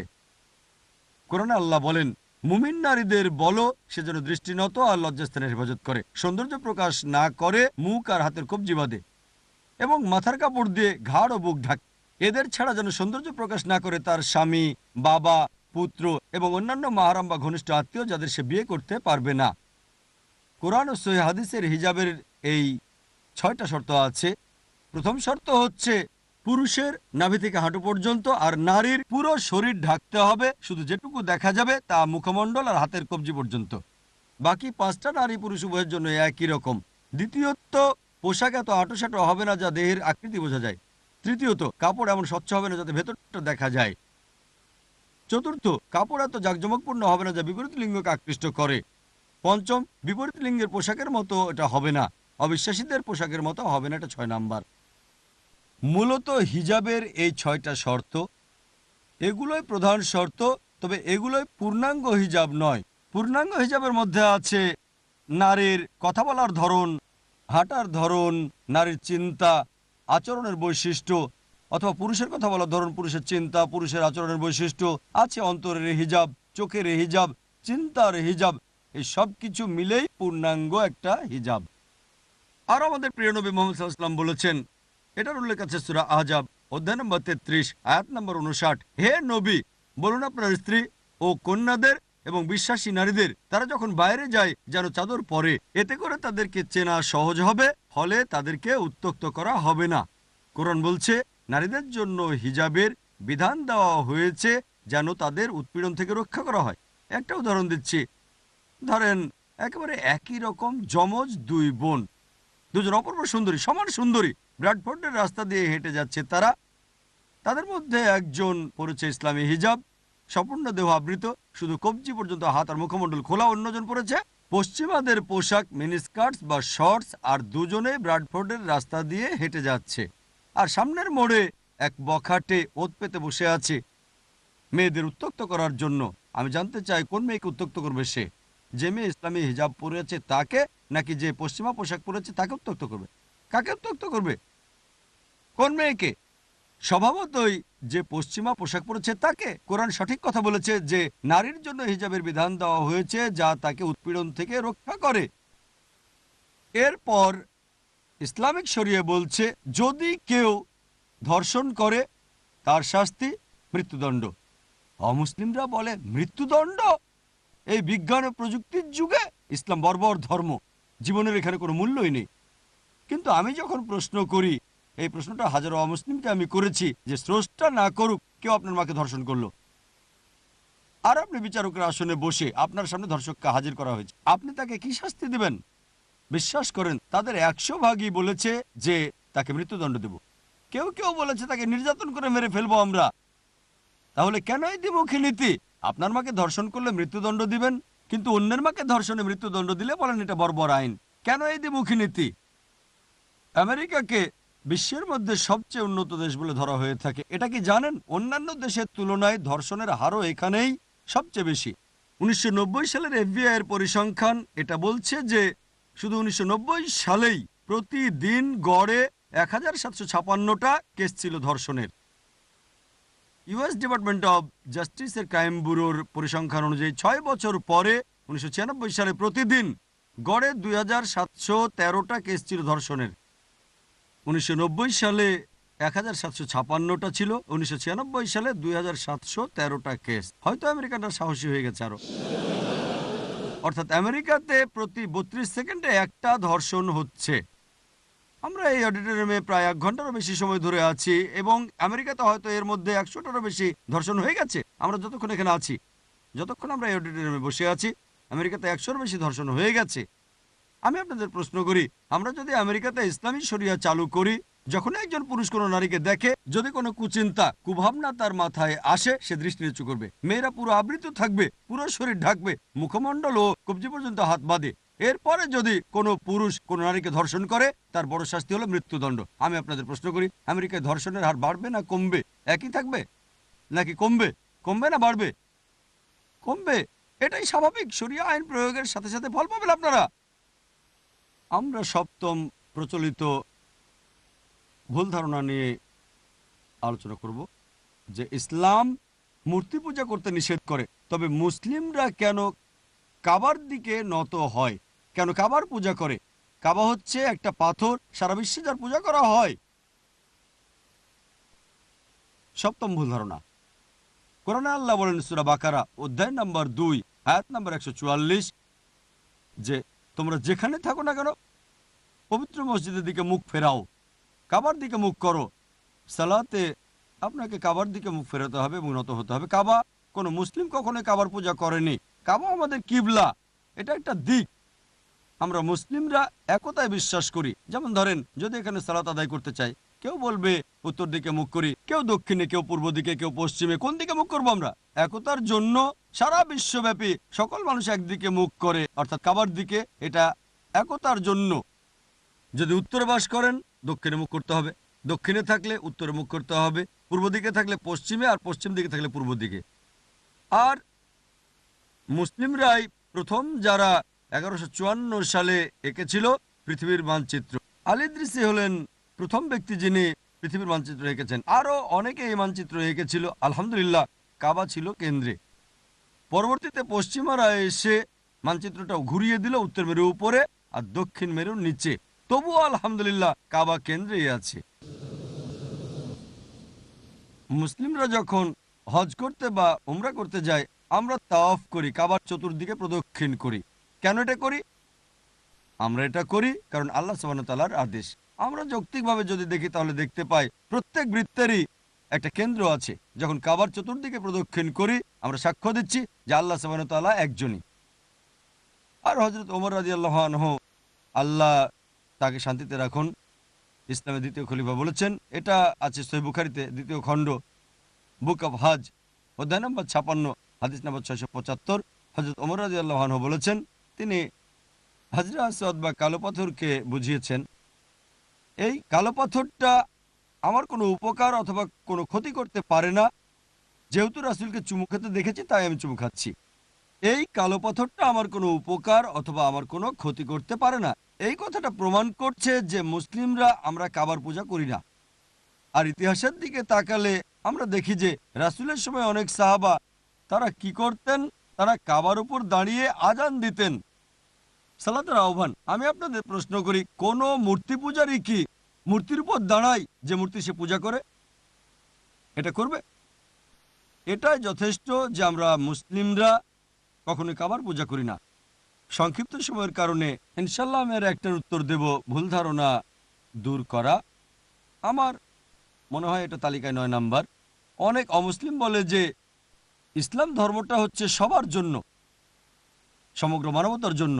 তাহলে ইসলাম কেন অমুসলিমদের মক্কা ও মদিনায় প্রবেশে বাধা দেয় পবিত্র শহরগুলোতে? উত্তর হচ্ছে প্রত্যেক দেশেরই ক্যান্টনমেন্ট এলাকা আছে। আপনারা এটা সবাই জানেন। আপনি ওই দেশের নাগরিক হওয়া সত্ত্বেও নিষিদ্ধ এলাকায় প্রবেশের অনুমতি আপনার নেই, অর্থাৎ ক্যান্টনমেন্ট এলাকায়। আমি ভারতের নাগরিক, কিন্তু ক্যান্টনমেন্টে আমি প্রবেশ করতে পারি না। যদিও বলি আমি ভারতের নাগরিক, তারা বলবেন না, শুধুমাত্র যারা দেশের প্রতিরক্ষার কাজে নিয়োজিত আছে, মিলিটারিতে যুক্ত, কেবল তারাই এখানে প্রবেশ করতে পারে। একইভাবে মক্কা ও মদিনা দুটো পবিত্র নগরী, ইসলামের ক্যান্টনমেন্ট এলাকা। শুধুমাত্র যেসব মানুষ ইসলামের জন্য বাঁচতে ও মরতে ইচ্ছুক, কেবল তারাই অনুমতিপ্রাপ্ত। তাছাড়া যে দেশে আপনি যাবেন আপনার ভিসা লাগবে, আর ভিসা পেতে হলে দেশের শর্ত পূরণ করতে হবে। শর্ত পূরণ না করলে ভিসা হবে না। যেমন ধরেন, কয়েক বছর আগে আমি যখন সিঙ্গাপুরে যাই, ইমিগ্রেশন ফর্মে উল্লেখ ছিল যে মাদক চোরাকারবারির মৃত্যুদণ্ড। যদি মাদক সহকারে ধরা পড়েন শাস্তি মৃত্যুদণ্ড। বলতে পারি না যে মৃত্যুদণ্ড তো বর্বর আইন, নিয়ম মানবেন না তো প্রবেশ করবেন না। ওই দেশে প্রবেশ করতে নিয়ম মানতেই হবে। আমেরিকায় প্রবেশ করতে গেলে কিছু প্রশ্নের উত্তর দিতে হবে। 9/11-এর পরে এটা আরও কঠিন হয়েছে। তা যদি শর্ত পূরণ না করেন ভিসা পাবেন না।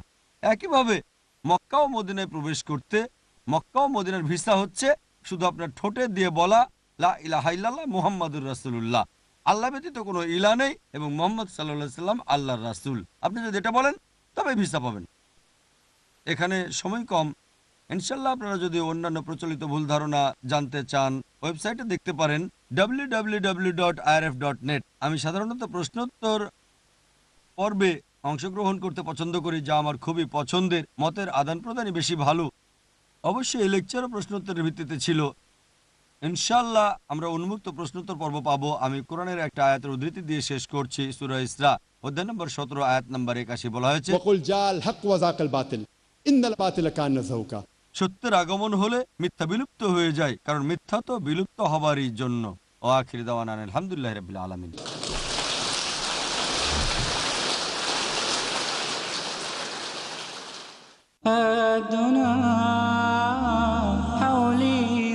ডাক্তার জাকির নায়েকের প্রতি জাযাকাল্লাহু খায়রান আর মূল্যবান বক্তব্যের জন্য। এখন আমরা প্রশ্ন গ্রহণ করব। সামনে একটি মাইক আছে। কোনো ভাই প্রশ্ন করতে আগ্রহী হলে দয়া করে লাইনে দাঁড়ান। মনে রাখতে হবে নিয়ম হলো প্রশ্ন হতে হবে সংক্ষিপ্ত এবং প্রাসঙ্গিক, বক্তৃতা হলে চলবে না। বোনদের থেকেও প্রশ্ন আছে, তাই প্রশ্ন পালাক্রমে হবে। ভাইদের মধ্য থেকে কেউ প্রশ্ন করতে চাইলে দয়া করে সামনে লাইনে দাঁড়ান। অমুসলিমরা প্রশ্ন করার ক্ষেত্রে অগ্রাধিকার পাবেন। কোনো অমুসলিম থাকলে তারা প্রশ্ন করতে অগ্রাধিকার পাবেন। চিরকুটের চেয়ে মাইক্রোফোন থেকে প্রশ্ন আমি বেশি পছন্দ করি। বোনেরা চিরকুটে প্রশ্ন লিখতে পারেন।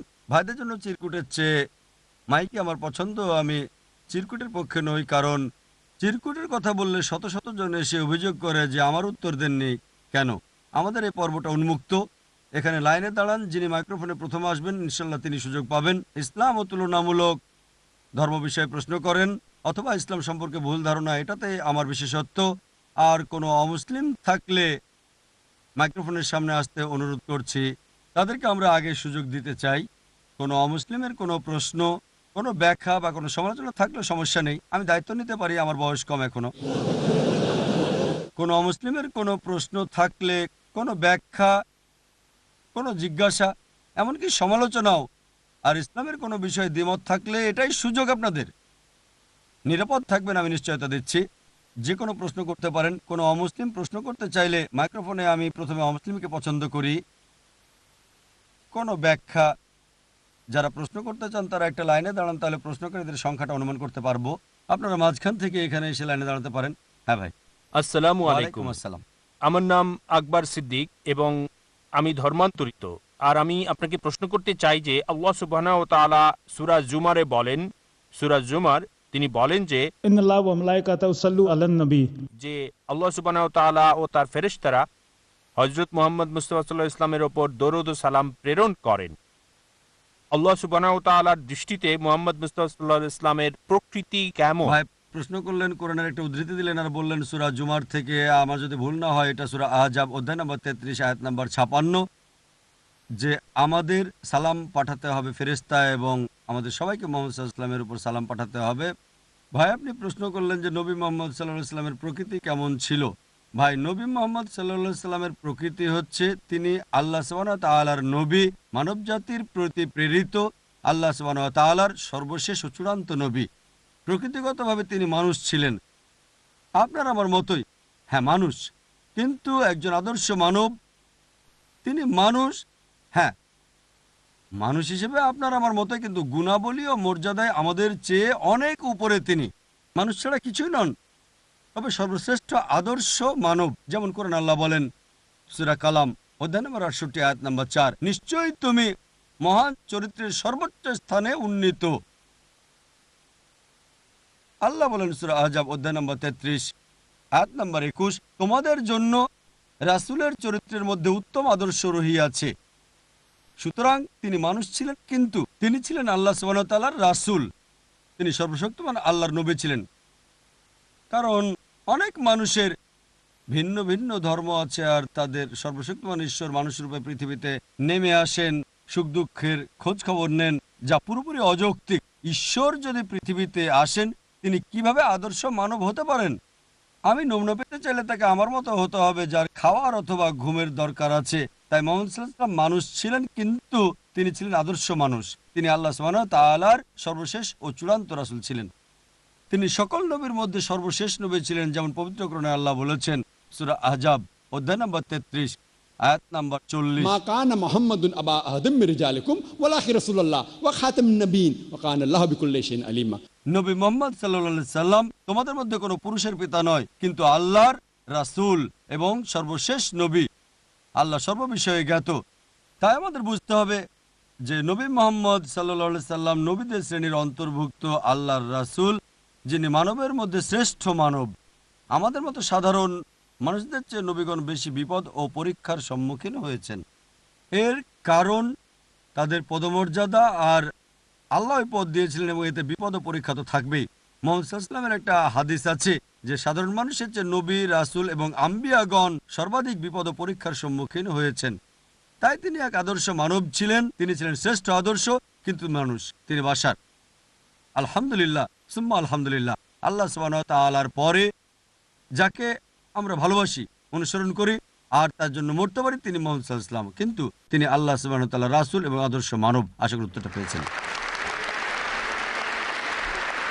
এক বোন প্রশ্ন করেছেন, বহু বিবাহ সম্পর্কে অনেক প্রশ্ন আছে এবং প্রশ্ন হচ্ছে, আল্লাহর লিখিত ভাগ্য মেনে নিতে বিবাহিতা নারী কিভাবে উৎসাহিত হতে পারে যে আমি অন্য স্ত্রী গ্রহণ করবে, সে তার স্বামীর জন্য অন্য স্ত্রী গ্রহণ করাকে মেনে নিতে পারবে?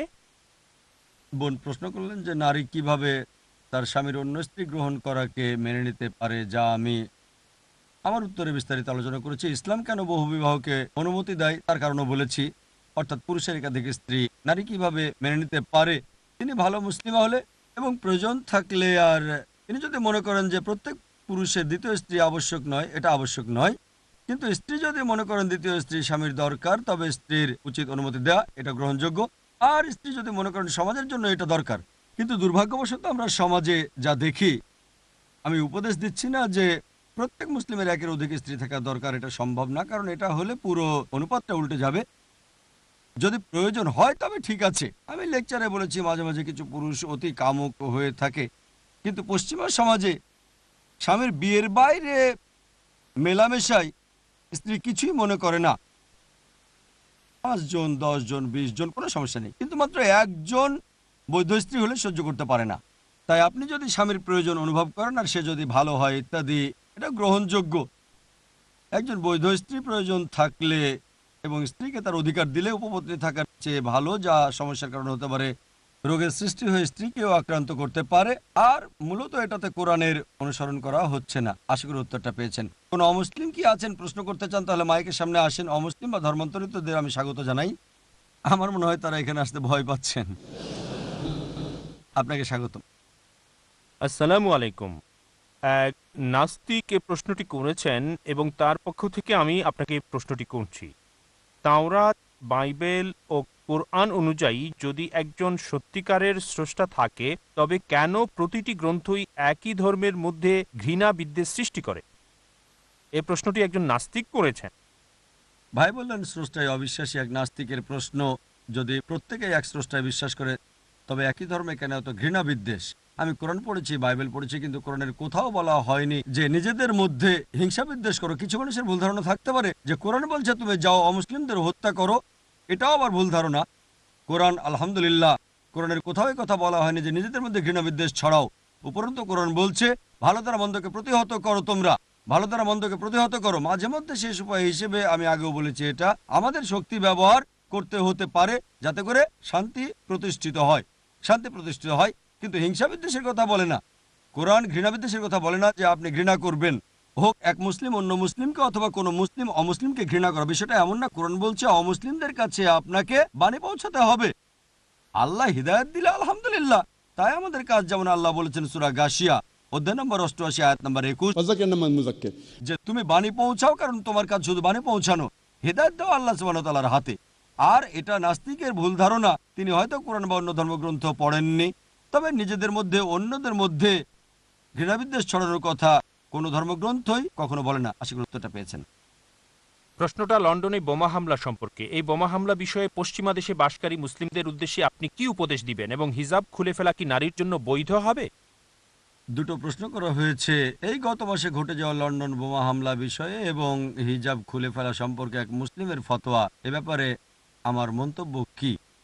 প্রথম প্রশ্নের বিষয়টা হচ্ছে, আমি সফর করার সময় সাধারণত মুসলিমদের দুটো পক্ষ দেখতে পাই। এক পক্ষ বলছে যা ঘটেছে তা সম্পূর্ণ ভুল এবং তারা প্রতিবাদ করে, অন্য দলের মতে পুরোপুরি ঠিক। আর আমি জানি, বিশ্বাস করি আমাদের মধ্যপন্থা অবলম্বন করতে হবে। আমার উত্তর হচ্ছে, গত মাসে লন্ডনে 50 জনের বেশি নিরপরাধ মানুষ হত্যা করা হয়েছিল। 50 জনের বেশি। আর নিরপরাধ মানুষ হত্যা করা হারাম।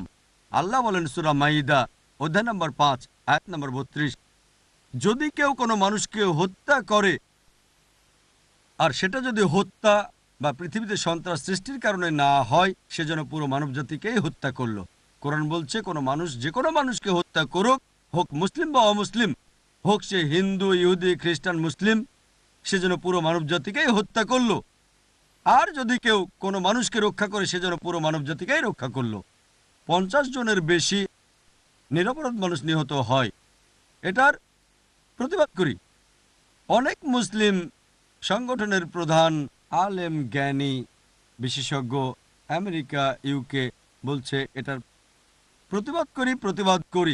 আলহামদুলিল্লাহ, তারা যা করেছে তা ঠিক, কিন্তু আমার মনে হয় এটা যথেষ্ট নয়। আমি একমত যে লন্ডনের এই ঘটনা ছিল ভুল, ইসলামের বিরুদ্ধে। আমরা নিন্দা করি। 9/11-এ যা ঘটেছিল আমরা তার প্রতিবাদ করি। ওয়ার্ল্ড ট্রেড সেন্টারে 5,000-এর বেশি মানুষ হত্যা করা হয়েছিল। আমরা থামব না, প্রতিবাদ করি। আফগানিস্তানে হাজারো মানুষ হত্যা করার প্রতিবাদ করি। ইরাকে হাজার হাজার মানুষ হত্যারও। একই সঙ্গে কেন দ্বিমুখী নীতি? গুজরাটে হাজারো মানুষ হত্যার আমরা প্রতিবাদ করি। দুর্ভাগ্যজনক হচ্ছে আমরা মুসলিমরা কাপুরুষে পরিণত হয়েছি। আমি এই শব্দটা ব্যবহার করতে চাইনি। আমরা সাহস হারিয়েছি আর হয়েছি কাপুরুষ। কেন কেন ভীত সন্ত্রস্ত? ভুল তো ভুলই, প্রতিবাদ করি। কেন দ্বিমুখী নীতি? কেন দ্বিমুখী নীতি? আসলে জানি না কারা এটা করেছে। আমরা জানি না কারা এটা করেছে, তাহলে মিডিয়া কেন এই অপপ্রচার করছে? ইসলাম সন্ত্রাসবাদ, মুসলিম সন্ত্রাসবাদ।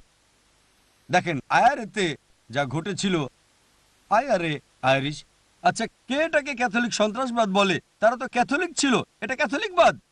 তাদেরকে ক্যাথলিক সন্ত্রাসবাদ বলা হয় না। কোনো মুসলিম করলেই সেটা মুসলিম সন্ত্রাসী হয়ে যায়। মুসলিম সন্ত্রাসী তারা সমাজের কুলাঙ্গারদের ধরে নিয়ে গিয়ে তাদের এমনভাবে প্রচার করে যেন তারা আদর্শ মুসলিম। আমাদের সমাজে কুলাঙ্গার আছে, আমি সমর্থন করার চেষ্টা করছি না, আমাদের আছে। ভাবেন এমন এক ব্যক্তি সবচেয়ে বেশি মানুষকে হত্যা করেছিল, কে সে? কে? হিটলার। 6 মিলিয়ন ইহুদি, 6 মিলিয়ন। আমরা কি বলি যে 6 মিলিয়ন ইহুদিকে হত্যার জন্য খ্রিস্টান ধর্ম বলছে? মুসলিনি তিনি কে? খ্রিস্টান ছিলেন। যখন মিডিয়া বলে যে মাদ্রাসাগুলো বন্ধ করে দেওয়া উচিত, কারণ মাদ্রাসাগুলো দাঙ্গা ছড়ায় এবং অন্য মানুষকে মারার প্রশিক্ষণ দেয়।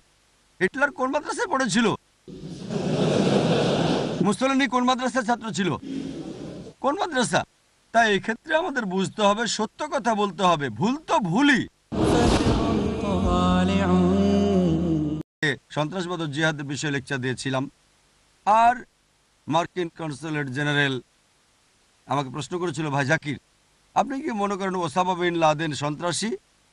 আমি বলেছিলাম যে সন্ত্রাসী বলতে যদি নিরপরাধ মানুষকে আতঙ্কিত করা বোঝানো হয়, তাহলে আমি ব্যক্তিগতভাবে তাকে চিনি না, আমি তার বন্ধু নই, আমি তাকে চিনি না, তার শত্রুও নই।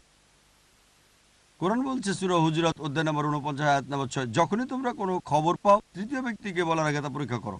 বিবিসি, CNN এর উপর ভিত্তি করে আমি বলতে পারি না। আমি ব্যক্তিগতভাবে ওসামা বিন লাদেনের পক্ষেও নই, তার শত্রুও নই, কারণ আমি তার সাক্ষাৎ পাইনি। ঠিক আছে, সাক্ষাৎ করে তার খোঁজ খবর নিলে তখন মন্তব্য করতে পারবো। মিডিয়ার কিছু বিশেষ বিষয় থেকে আমরা জানি যে এটা একটা ঘটনা, কিন্তু বিশেষ বিষয় তিনি প্রধান সন্দেহভাজন। অনেক বেশি মন্তব্য আছে, আপনি নেটে গেলে দেখতে পাবেন।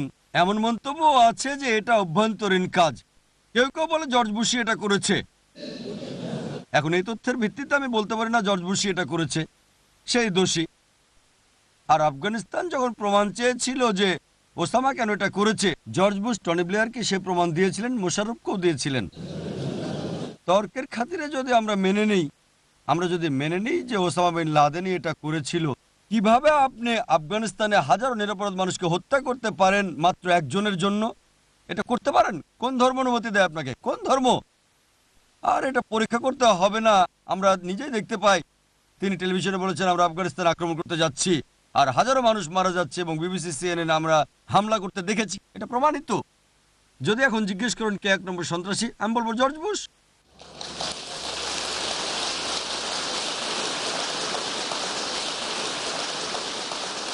এরপর অস্ট্রেলিয়ার সংবাদপত্রে শিরোনাম হয়েছিল যে ডাক্তার জাকির নায়েক নিজেকে মৌলবাদী মুসলিম এবং জর্জ বুশকে 1 নম্বর সন্ত্রাসী বলেছেন, শিরোনাম হয়েছিল।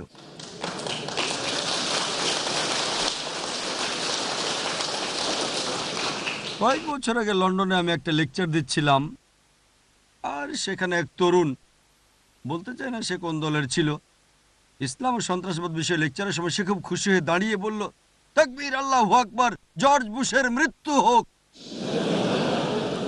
তার কিছু সমর্থকও ছিল। আমার লেকচারটাই শেষ।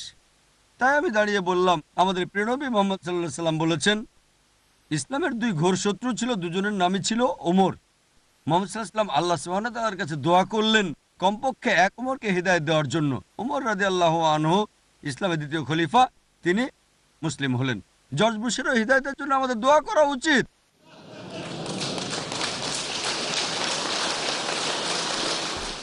মুসলিমদের সমস্যা হলো মুখ খুলি, কিন্তু কিভাবে খুলতে হয় সেটা জানি না।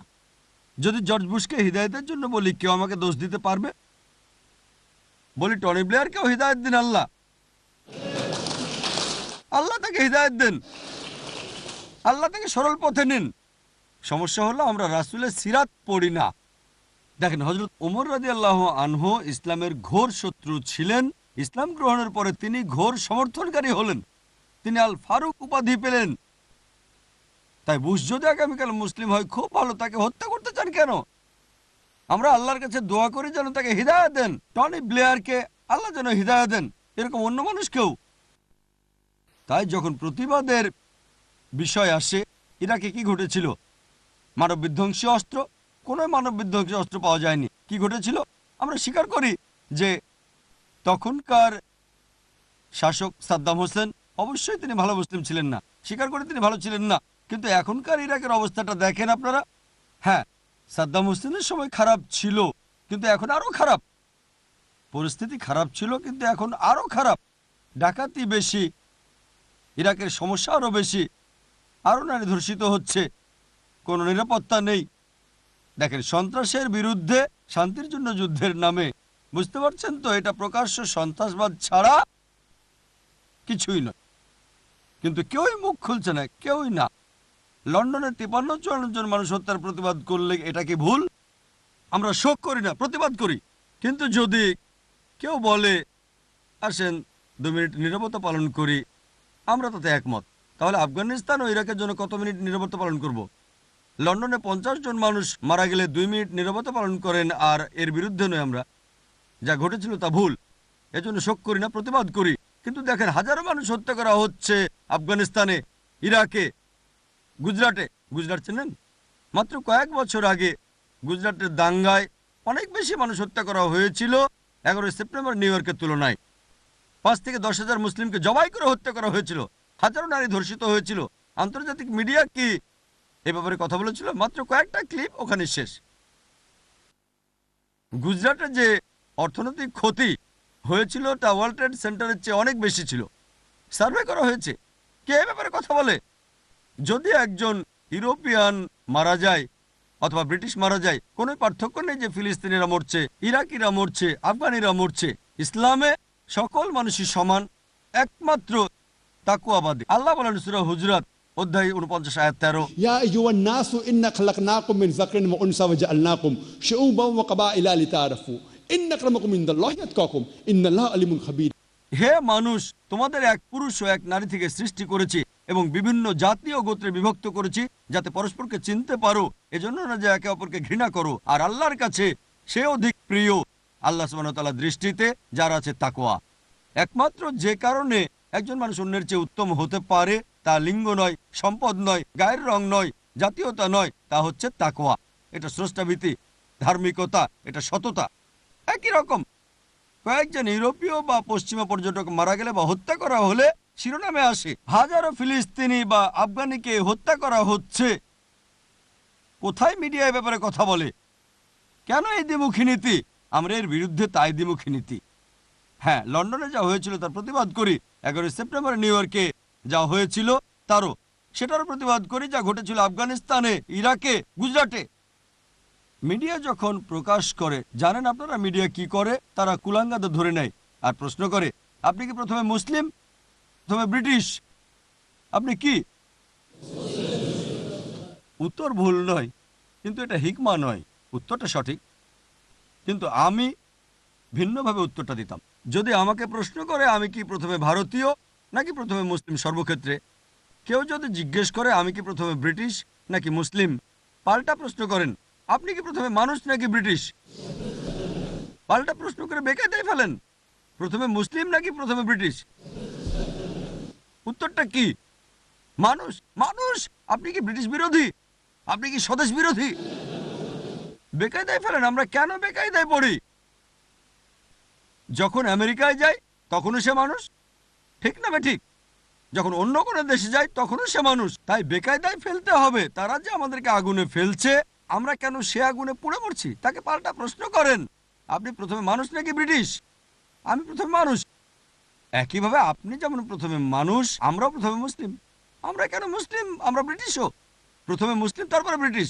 কারণ আল্লাহ সুবহানাহু ওয়া তাআলা, তিনি স্রষ্টা, আমাদের পালনকারী, আমাদের এই জীবন দিয়েছেন, তিনি সকল সামর্থ্য দিয়েছেন। আমরা প্রথমে তার অনুগত হব, তারপর দেশের প্রতি অনুগত। কিন্তু যদি আইন স্রষ্টা ও দেশের মধ্যে সাংঘর্ষিক হয়, আল্লাহ প্রথম। যদি মানবতা ও দেশের আইন সাংঘর্ষিক হয়, প্রথমে কাকে অনুসরণ করব? দেশ নাকি মানবতা? মানবতা, কারণ প্রথমে আপনি মানুষ। ধরেন কোন দেশের এমন আইন আছে যা মানবতা বিরোধী, অনুসরণ করবেন আপনি না, কারণ আপনি প্রথমে মানুষ। একইভাবে আপনি প্রথমে সৌদি নাকি মুসলিম? প্রথমে মুসলিম। ব্যাপারটা এমন না যে শুধু ব্রিটেনেই প্রথমে মুসলিম, এমনকি সৌদি আরবে প্রথমে মুসলিম পরে সৌদি, ইউএইতে আমরা প্রথমে মুসলিম তারপরে এমিরেটি, কুয়েতে আমরা প্রথমে মুসলিম তারপর কুয়েতি। কিভাবে বেকায়দায় ফেলতে হয় তা জানতে হবে। দুর্ভাগ্যবশত আমরা জানি না যে আল্লাহ বলেছেন হিকমার সাথে কথা বলো। পাল্টা বিতর্ক করার উপায়টা জানতে হবে। এভাবে ইনশাআল্লাহ আমরা ব্যাখ্যা করতে পারবো। মিডিয়া কি করে? সমাজের কুলাঙ্গারদের বাছাই করে।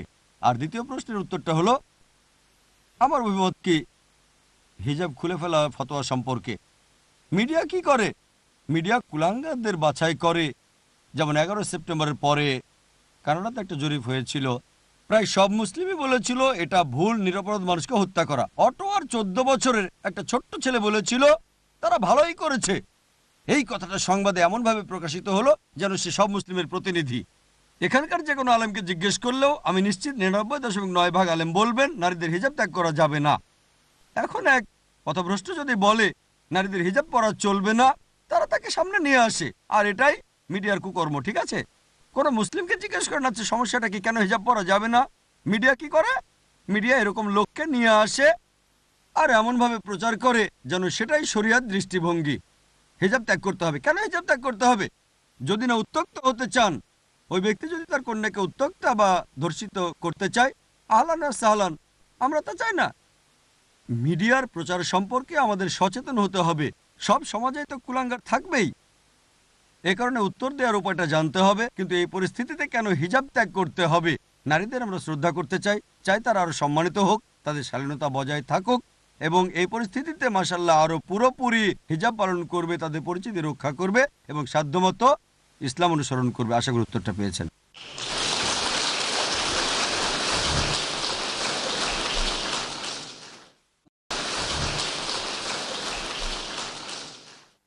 মাঝখান থেকে একজন প্রশ্ন করবে। আমার প্রশ্নটি খুব সাধারণ প্রশ্ন। ঈসার পুনরায় আগমন ও ইমাম মেহেদী সম্পর্কে কুরআন কি বলে? তিনি যদি ফিরে আসেন, এখন ভাবুন তিনি কি সুন্নি, শিয়া নাকি অন্য কিছু হবেন। ভাই প্রশ্ন করলেন যে ঈসা আলাইহিসসালাম কি আসবেন, মাহদী আলাইহিসসালাম কি আসবেন, আর যদি আসেন তারা শিয়া সুন্নি না কি হবেন। হ্যাঁ, অনেক হাদিস আছে যা মাহদী আলাইহিসসালামের আগমন সম্পর্কে বলে। কোরআন বলছে যে কিয়ামতের আলামত হলো ঈসা আলাইহিসসালাম আবার আসবেন। কিয়ামতের অন্যতম আলামত ঈসা আলাইহিসসালামের আগমন।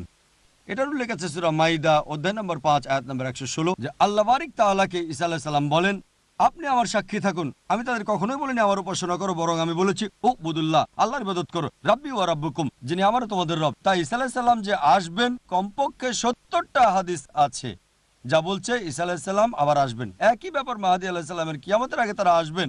তারা শিয়া নাকি সুন্নি হবেন, এর উত্তর হচ্ছে তারা মুসলিম হবেন।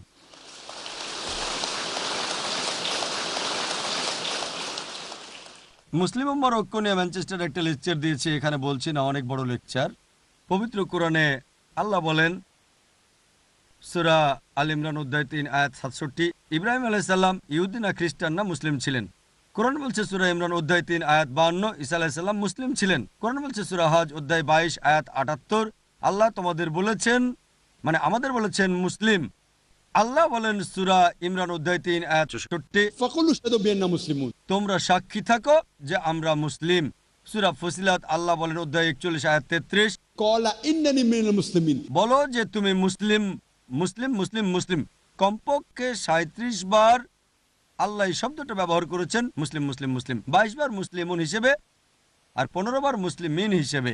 তাই সর্বোত্তম হচ্ছে আল্লাহ আমাদের যে সর্বোৎকৃষ্ট নামটা দিয়েছেন তা হলো মুসলিম। আর ঈসা আলাইহিস সালাম এবং মাহদী আলাইহিস সালাম ইনশাআল্লাহ তারা মুসলিম হিসেবেই আসবেন।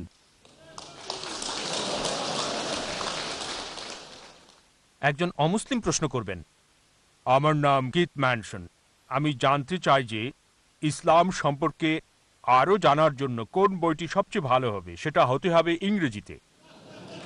আমি ভাইকে অভিনন্দন জানাচ্ছি। মাশাআল্লাহ মাশাআল্লাহ, ভাই মাইক্রোফোনের সামনে এসে প্রশ্ন করেছেন। প্রশ্ন হলো যদি ইংরেজিতে ইসলাম সম্পর্কে আরও জানতে চান তবে কোন বইটা সবচেয়ে ভালো হবে। ভাই ইংরেজিতে সবচেয়ে ভালো বই হলো পবিত্র কোরআনের অনুবাদ। পবিত্র কোরআন ওল্ড টেস্টামেন্ট ও নিউ টেস্টামেন্টের মধ্যে পবিত্র কোরআন হলো সর্বশক্তিমান স্রষ্টার সর্বশেষ টেস্টামেন্ট। যদি খ্রিস্টানরা ওল্ড টেস্টামেন্ট ও নিউ টেস্টামেন্টকে বিশ্বাস করে, পবিত্র কোরআন হলো সর্বশক্তিমান স্রষ্টার সর্বশেষ টেস্টামেন্ট। সবচেয়ে ভালো যে বইটা পড়তে পারেন তা হলো পবিত্র কোরআনের অনুবাদ। বিভিন্ন ধরনের অনুবাদ পাওয়া যায়, এগুলোর মধ্যে সহি ইন্টারন্যাশনাল ভালো, যা আমেরিকা 3 জন নারী মিলে করেছেন। আর আমি নিশ্চিত ইসলাম ব্র্যাডফোর্ডের কাছে এটা আছে, আমি সেন্টারে গিয়েছি, এবং যদি এটা থাকে অনুরোধ করব একটা কপি উপহার দেওয়ার জন্য, পবিত্র কোরআনের অনুবাদের কপি। এই বাণী আল্লাহ সুবহানাহু ওয়া তাআলার। পবিত্র কোরআন বিশ্বের একমাত্র অপরিবর্তনীয় গ্রন্থ। এটা মানবতার প্রতি ঘোষণাপত্র, এটা দয়া ও জ্ঞানের উৎস, অস্বীকারীর জন্য সতর্কবাণী, সন্দেহকারীর জন্য নিশ্চয়তা, দুঃখীদের জন্য সান্ত্বনা, হতাশাগ্রস্তদের জন্য আশা। ভাই এই বইটাই সবচেয়ে ভালো। আরও বই আছে, ভিন্ন ভিন্ন বই, এটা আপনার পছন্দের উপর নির্ভর করে। সাধারণত আমি পছন্দ করি, কারণ অনেক বিষয় আছে যখন আমি অমুসলিমদের সাথে কথা বলি তার আগ্রহের দিকটাই আমি পছন্দ করি। যদি বিজ্ঞানে আগ্রহী হয় আমি কোরআন ও বিজ্ঞান বিষয়ে বই দিই, তার পছন্দের উপর ভিত্তি করে। এই পদ্ধতিতেই সবচেয়ে ভালো কোরআন বোঝার জন্য কোরআনের সাথে অন্যান্য বইও আছে, যেমন আন্ডারস্ট্যান্ডিং ইসলাম, আই ইব্রাহিমের লেখা। আমার মনে হয় এটাও ইসলাম ব্র্যাডফোর্ড সেন্টারে পাওয়া যাবে। আপনাকে কিছু বইপত্র দেওয়ার জন্য আমি প্রতিষ্ঠানটাকে অনুরোধ করব। সর্বোত্তম দিক নির্দেশনা হলো কোরআন, আর কোরআনে ইন্ডেক্সও আছে। কোরআন পড়ার একটা নিয়ম হলো প্রথম থেকে শেষ পৃষ্ঠা পর্যন্ত পড়া। দ্বিতীয়ত যীশুখ্রিস্ট সাল্লাল্লাহু আলাইহি ওয়াসাল্লাম সম্পর্কে কোরআন কি বলে তা জানতে চাইলে ইন্ডেক্স বের করেন, আপনি যে অক্ষরে চলে যান আপনি পেয়ে যাবেন। তার জন্ম সূরা আল ইমরান অধ্যায় 3 আয়াত 42, 43 ও 44। ওয়াইস কালাতুল মালাইকাতু ইয়া মারইয়ামু ইন্নাল্লাহ আস্তাফাকি ওয়া তাহারাকি ওয়াস্তাফাকি তাইনাতুল আলামিন। স্মরণ করো, ফেরেশতারা বলেছিল হে মরিয়ম। এটা বেশ ভালো ইন্ডেক্স। নারীদের সম্পর্কে আপনি জানতে চাইলে ডব্লিউ অক্ষরে চলে যান। এভাবেই আপনার পছন্দের বিষয় জানতে চাইলে সর্বশেষ ও চূড়ান্ত কিতাবে কি বলা হয়েছে তা জানতে পারবেন। আমার একটা ছোট্ট বই পড়তে আপনাকে অনুরোধ করব, যা ইসলাম ও খ্রিস্টান ধর্মের সাদৃশ্য বিষয়ে। এ বিষয়ে ভিডিও ক্যাসেটও আছে আমার। ভালো হবে ভিডিও ক্যাসেট দেখাটাই। সেখানে স্পষ্ট করতে চেষ্টা করেছি যে পার্থক্যগুলো বাদে পার্থক্য যা আছে তা ভিন্ন বিষয়। কমপক্ষে বাইবেল ও কোরআনে যা সাদৃশ্য আছে আসুন সেগুলো আমরা মেনে চলি। পড়লে দেখবেন কোরআন ও বাইবেলে উভয়ই বলছে যে এক স্রষ্টা বিশ্বাস করতে হবে। আমি সব তথ্যসূত্র দিয়েছি, বাইবেল থেকে, কোরআন থেকে, লম্বা লেকচার।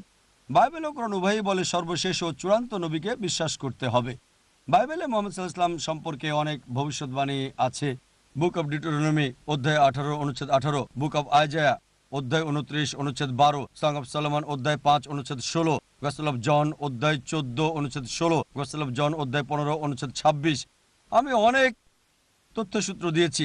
বাইবেলে মোহাম্মদ সাল্লাল্লাহু আলাইহি ওয়াসাল্লামের ব্যাপারে একটা লেকচার দেওয়া যায়, খ্রিস্টান ধর্মের স্রষ্টা ধারণা বিষয়ে একটা লেকচার দেওয়া যায়। তাই এভাবে ইনশাআল্লাহ আপনি যখন কোরআন পড়বেন এবং বইগুলো পড়বেন, ইনশাআল্লাহ আল্লাহ আপনাকে হেদায়েত দেবেন। আশা করি উত্তরটা পেয়েছেন।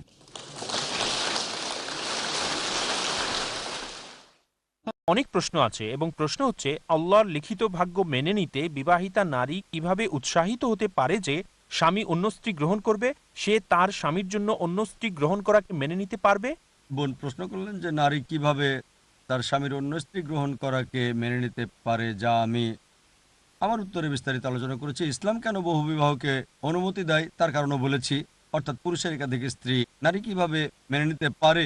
তিনি ভালো মুসলিমা হলে এবং প্রয়োজন থাকলে, আর তিনি যদি মনে করেন যে প্রত্যেক পুরুষের দ্বিতীয় স্ত্রী আবশ্যক নয়, এটা আবশ্যক নয়, কিন্তু স্ত্রী যদি মনে করেন দ্বিতীয় স্ত্রী স্বামীর দরকার, তবে স্ত্রীর উচিত অনুমতি দেওয়া, এটা গ্রহণযোগ্য। আর স্ত্রী যদি মনে করেন সমাজের জন্য এটা দরকার। কিন্তু দুর্ভাগ্যবশত আমরা সমাজে যা দেখি, আমি উপদেশ দিচ্ছি না যে প্রত্যেক মুসলিমের একের অধিক স্ত্রী থাকা দরকার, এটা সম্ভব না, কারণ এটা হলে পুরো অনুপাতটা উল্টে যাবে। যদি প্রয়োজন হয় তবে ঠিক আছে। আমি লেকচারে বলেছি মাঝে মাঝে কিছু পুরুষ অতি কামুক হয়ে থাকে, কিন্তু পশ্চিমা সমাজে স্বামীর বিয়ের বাইরে মেলামেশায় স্ত্রী কিছুই মনে করে না। 5 জন, 10 জন, 20 জন কোনো সমস্যা নেই, কিন্তু মাত্র একজন বৈধ স্ত্রী হলে সহ্য করতে পারে না। তাই আপনি যদি স্বামীর প্রয়োজন অনুভব করেন আর সে যদি ভালো হয় ইত্যাদি, এটা গ্রহণযোগ্য। একজন বৈধ স্ত্রী প্রয়োজন থাকলে এবং স্ত্রীকে তার অধিকার দিলে উপপত্নী থাকার চেয়ে ভালো, যা সমস্যার কারণ হতে পারে, রোগের সৃষ্টি হয়ে স্ত্রীকেও আক্রান্ত করতে পারে। আর মূলত এটাতে কোরআনের অনুসরণ করা হচ্ছে না। আশা করি উত্তরটা পেয়েছেন। এখন বোনদের পক্ষ থেকে প্রশ্ন, বলা হয় যে পুরুষের তুলনায় নারীরা বেশি জাহান্নামে যাবে, তাহলে নারীরাই পাপের উৎস, এই কথা কি সত্য?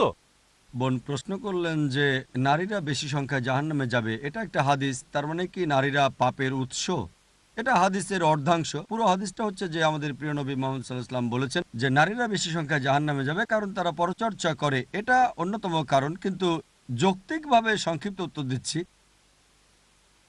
পৃথিবীতে যেহেতু পুরুষের চেয়ে নারীর সংখ্যা বেশি, তাই এমনটা হবে। আশা করি উত্তরটা পেয়েছেন। মাঝখান থেকে একটি প্রশ্ন। আসসালামু আলাইকুম, লিডস থেকে উমার বলছি। আপনি জানেন দীর্ঘ সময় ধরে মুসলিমরা পিছিয়ে আছে বিজ্ঞান, প্রযুক্তি এবং অন্যান্য ক্ষেত্রে। আমরা কেন সম্প্রতি পিছিয়ে গেছি, আর মুসলিমরা কেন প্রযুক্তিগত সাহায্য ও অন্যান্য সাহায্যের জন্য পশ্চিমা দেশগুলোর দিকে নত হয়ে থাকে? ভাই খুব ভালো প্রশ্ন করেছেন যে মুসলিমরা কেন পিছিয়ে পড়েছে বিজ্ঞান ও প্রযুক্তিতে, আমরা কেন পশ্চিমা বিশ্বের দিকে তাকিয়ে থাকি ইত্যাদি।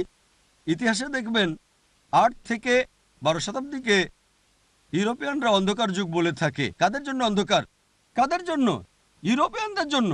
আরব মুসলিমরা যে অগ্রগতি লাভ করেছিল তা অসাধারণ, এটা স্বর্ণযুগ ছিল। ইতিহাসে দেখবেন, আমি আগেই বলেছি, প্রথমে যে ব্যক্তি বিশ্বের মানচিত্র এঁকেছিলেন তিনি আল ইদ্রিসি 1154 সালে। গণিতে ভারতীয়রা শূন্য সম্পর্কে জানতো, আরবরা এসে তা জেনে দশমিক বিন্দু আবিষ্কার করলো। এ কারণে এখন আমরা সংখ্যাকে আরবি সংখ্যা হিসেবে বলি 1 2 3 4। এগুলোর জন্য সঠিক শব্দ হচ্ছে আরবি সংখ্যা 1 2 3 4। এটা আরব কর্তৃক। ত্রিকোণমিতিতে আপনি যদি বিশেষজ্ঞকে চেনেন, তার নাম আল বিরুনি, তিনি বিশেষজ্ঞ। পিথাগোরাসের উপপাদ্যটা ত্রিভুজের বিপরীত বাহুর উপর বর্গ অপর 2 বাহুর উপর বর্গের সমান, এটা আলিপ্তুসির। ইতিহাস পড়লে দেখবেন মুসলিমরা পৃথিবীতে শীর্ষে ছিল। রসায়ন শাস্ত্রের জনক তিনি কে? আমরা বইতে পড়ি গ্যাবর, গ্যাবর, তিনি জাবির ইবনে হাইয়ান। তারা এমনভাবে বলে যেন শুনতে পশ্চিমা মনে হয়, গ্যাবর, গ্যাবর, তিনি জাবির ইবনে হাইয়ান, গ্যাবর। আমরা স্কুলে পড়ি যে ব্যক্তি রক্ত সঞ্চালন প্রথম আবিষ্কার করেন তিনি উইলিয়াম হার্ভে। উইলিয়াম হার্ভে 400 বছর আগেই ইবনে নাফিস সর্বপ্রথম রক্ত সঞ্চালন আবিষ্কার করেছেন, কিন্তু বইয়ে পড়ে উইলিয়াম হার্ভিক কেউ ইবনে নাফিসের নাম জানে না। চিকিৎসা বিজ্ঞানে রাজি, মোহাম্মদ শাকির তারা দক্ষ ছিলেন। রসায়নের চিকিৎসা শাস্ত্রে গুটি বসন্তে আমরা জানি প্রাচ্যের অ্যারিস্টটল অ্যাভিসিনা, আলী ইবনে সিনা অ্যাভিসিনা। তাই বিজ্ঞানে আমরা মনে করি এটা পশ্চিমে অ্যাভিসিনা, তিনি আলী ইবনে সিনা। আমি শত শত মুসলিম বিজ্ঞানী নাম বলতে পারি, তবে আমি আপনার সাথে আমিও একমত। এখন মুসলিমরা পিছিয়ে পড়েছে, মুসলিমরা পৃথিবীর শীর্ষে ছিল।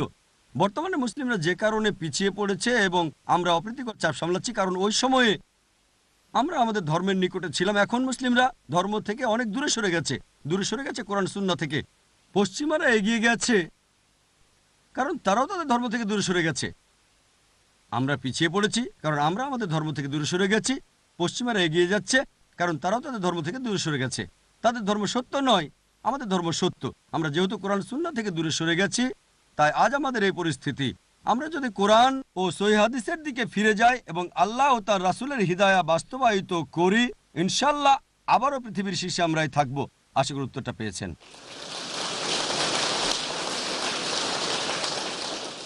এবার বোনদের পক্ষ থেকে প্রশ্ন, মুসলিম হিসেবে আমাদের কি অমুসলিম দেশে বাস করা উচিত? বোন প্রশ্ন করলেন যে মুসলিম হিসেবে আমাদেরকে অমুসলিম দেশে বাস করা উচিত।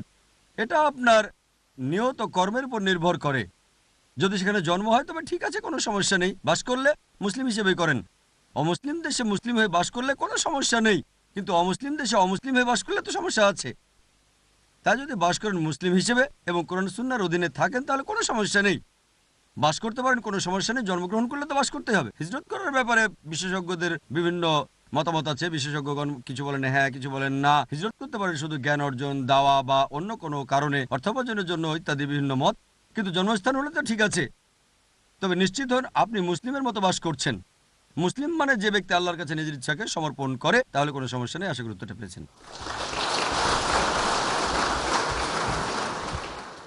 এদিক থেকে একটি প্রশ্ন। আমার নাম আরিফ সোহাইল, আমি একজন ইঞ্জিনিয়ার। আমি আশা করি আপনি কোরআন সম্পর্কে ভুল ধারণার ব্যাখ্যা নিয়ে কিছু লিখবেন। কিছু আয়াতে আল্লাহ সুবহানাহু ওয়া তাআলা বলেন, ইয়াহুদীদের যেখানেই পাও তাদের হত্যা করো। এটার পেছনের পটভূমি কি? ভাই প্রশ্ন করলেন আমি কি কোরআনের ওই আয়াতটার ব্যাখ্যা দিতে পারি যেটা বলছে যেখানে ইহুদিদের পাও হত্যা করো। ভাই কোরআনের যে আয়াতটার কথা আপনি উল্লেখ করলেন তা হলো সূরা তওবা অধ্যায় 9 আয়াত 5। বলছে যেখানেই কাফিরকে পাও তাকে হত্যা করো। সেটা ইহুদি নয়, সেটা হচ্ছে কাফির। এই শব্দটা আছে, এটা ব্যাখ্যা হলো ইসলামের অনেক সমালোচক এই আয়াতগুলো উল্লেখ করে আর বলে কোরআন বলছে যেখানে কাফিরকে পাও অমুসলিম তাকে হত্যা করো, আর কোরআন পড়লে এটা পাবেন। তারা এই আয়াতটার উদ্ধৃতি দেয় প্রসঙ্গ ছাড়া উদ্ধৃতি দেয়।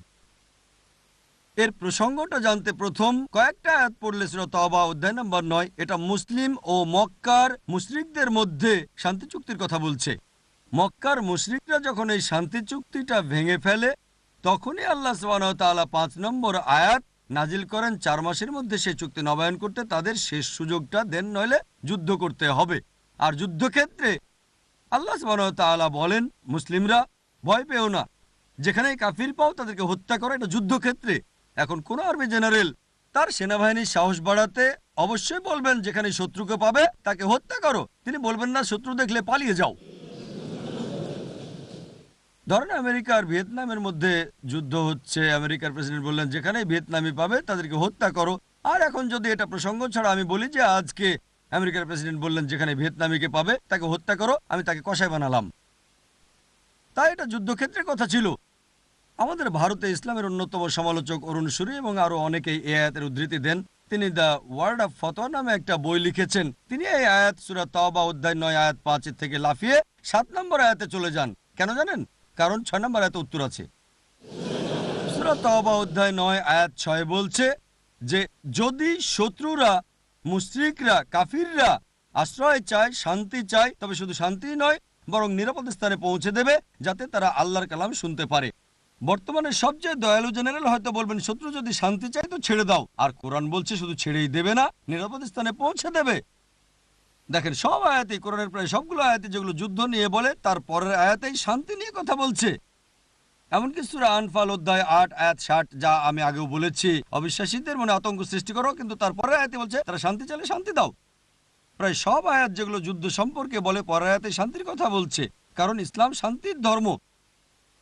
দুর্ভাগ্যবশত তারা এটার প্রসঙ্গ ছাড়া বলেছে এবং তারা শুধু উদ্ধৃতি দেয়। এ কারণে এত দ্বিধাদ্বন্দ্ব। আশা করি উত্তরটা পেয়েছেন।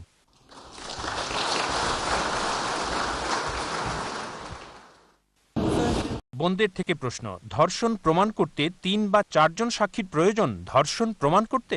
বোন প্রশ্ন করলেন যে ধর্ষণ প্রমাণ করতে কি ৩ বা ৪ জন সাক্ষী প্রয়োজন? দরকার নেই, যদি থাকে আলহামদুলিল্লাহ।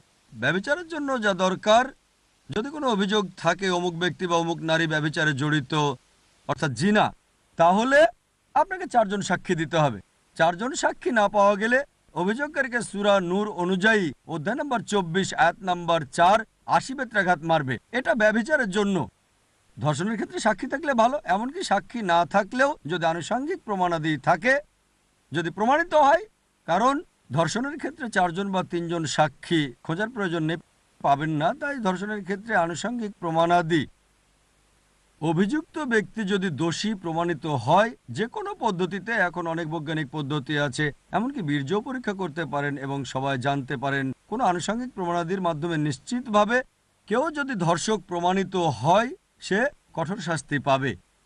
সাক্ষী আবশ্যক নয়, যদি থাকে তা অতিরিক্ত সাহায্য। আশা করি উত্তরটা পেয়েছেন। আমরা অনুষ্ঠানের প্রায় শেষ প্রান্তে চলে এসেছি। মাঝখান থেকে আমরা আরো একটি প্রশ্ন নিব। আসসালামু আলাইকুম।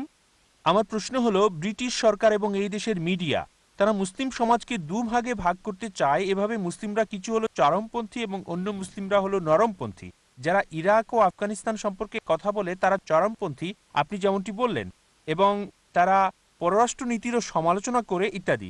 তাই আমার প্রশ্ন হলো, মুসলিমদের কি সম্মিলিত ফান্ড দেখানো উচিত এবং অন্য কি কি বিষয়ে আমরা আলোচনা করতে পারি এবং দেখাতে পারি যে আমরা সবাই এক? প্রশ্ন করলেন যে সরকার বলেছে কিছু মুসলিম চরমপন্থী এবং কিছু মুসলিম নরমপন্থী।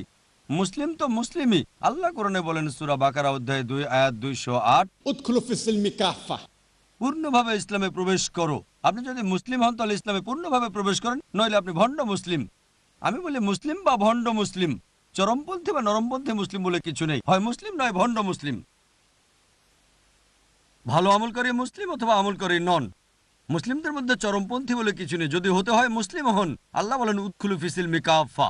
বলতে পারেন না আমি কোরআনের এই অংশ মানতে চাই, ওই অংশ মানতে চাই না, আমি হাদিসের এটা মানতে চাই, ওটা মানতে চাই। সহি হলে মানতে হবে, সহি না হলে ত্যাগ করেন। ভালো, সহি হাদিস হলে মানতেই হবে। চরমপন্থী বা নরমপন্থী বলে কিছু নেই। মুসলিম তো মুসলিমই, যদি কোরআন সুন্নাহ অনুসরণ করে। যদি সরকার বলে যে আফগানিস্তান ও ইরাকের ব্যাপারে যারা কথা বলে তারা চরমপন্থী মুসলিম, আমি বলি ঠিক আছে, হ্যাঁ, আমি চরম দয়ালু, তাই আমি গভীরভাবে দুঃখ পাই ওই সব মানুষের জন্য যারা ইরাক ও আফগানিস্তানে মারা যাচ্ছে। আমার অন্তর বেদনায় কাতর হয়। আমি চরম দয়ালু এজন্য, যদি সরকারের কোনো সমস্যা থাকে সেটা তাদের সমস্যা, আমার নয়। এটা আমার হক। আমি একজন মানুষ। অন্য কোনো নিরপরাধ মানুষ যাকে আতঙ্কিত করা হচ্ছে, যাকে হত্যা করা হচ্ছে, তাদের পক্ষে কথা বলবো। কারণ ব্রিটিশ হওয়ার আগে প্রথমে আমি মুসলিম, আমি মানুষ, আমি শুধু ব্রিটিশ নই। আপনারা কি উত্তর দেবেন তা আমি বলে দিচ্ছি, আমি পর্যটক, আমি ভারতীয়। আপনাদের বুঝতে হবে যে হ্যাঁ, সরকার যদি বলে যে আমি এমন কিছু বলছি, আমি যদি তাদের সমর্থন করি যারা নিরীহ মানুষকে আতঙ্কিত করছে, তাহলে সেটা ভুল। আমরা অবশ্যই এমন কোনো মানুষকে সমর্থন করছি না যারা কোনো নিরীহ মানুষকে আতঙ্কিত করছে। যারা কোনো নিরীহ মানুষকে আতঙ্কিত করছে, আমরা যদি তাদের বিরুদ্ধে কথা বলি, হ্যাঁ তা আমরা বলি, কিন্তু আমরা তাদের পক্ষে বলছি না। হোক সে একজন আমেরিকার অধিবাসী বা ব্রিটিশ বা যে কেউ হোক, মুসলিম বা অমুসলিম, এটা প্রত্যেক মুসলিমের দায়িত্ব। কারণ আমাদের প্রিয় নবীজি মুহাম্মদ সাল্লাল্লাহু আলাইহি ওয়াসাল্লাম বলেছেন, খারাপ কিছু দেখলে যদি পারো হাত দিয়ে বন্ধ করো, যদি হাত দিয়ে বন্ধ করতে না পারো তোমার জিহ্বা দিয়ে তা বন্ধ করো, যদি জিহ্বা দিয়ে করতে না পারো তাহলে মনে মনে ঘৃণা করো। এটা করলে তুমি হবে নিচু স্তরের মুমিন, নিম্ন পর্যায়ের। যদি মনে করেন হাত দিয়ে বন্ধ করতে পারবেন তাহলে করেন, যে কোনো খারাপ। আল্লাহ যদি আপনাকে কথা বলার ক্ষমতা দেন আর না বলেন, সে ক্ষমতা আল্লাহ নিয়ে নেবেন। যদি মনে করেন ঠিক আছে কথা বললে সমস্যা হয়ে যেতে পারে, এইটুকু সাহস আপনার না থাকলে তখন অন্তর দিয়ে ঘৃণা করেন, তাহলে হবে নিচু স্তরের মুমিন। কিন্তু বাণী পৌঁছানোর উপায় আমাদের জানতে হবে। অধিকাংশ সময়ই মুসলিমরা বোকার মতো মন্তব্য করে। মাশাআল্লাহ, আমি ভারতে মন্তব্য করি দাওয়া দিতে। বোম্বে দাওয়া দেওয়া হলো অন্যতম একটা কঠিন জায়গা। জানি না আপনাদের বোম্বে সম্পর্কে জানা আছে কিনা। বোম্বে খুবই কঠিন, অবশ্য এখানে সহজ। তবু আল্লাহ তাআলার সাহায্যে আলহামদুলিল্লাহ সুম্মা আলহামদুলিল্লাহ ৮ বছর ধরে দাওয়া দিয়ে যাচ্ছি। প্রতিদিন সকালে বড় ধরনের দাওয়া প্রোগ্রাম কেবল টিভিতে পৌঁছে যাচ্ছে ১.৫ মিলিয়নের বেশি ঘরে।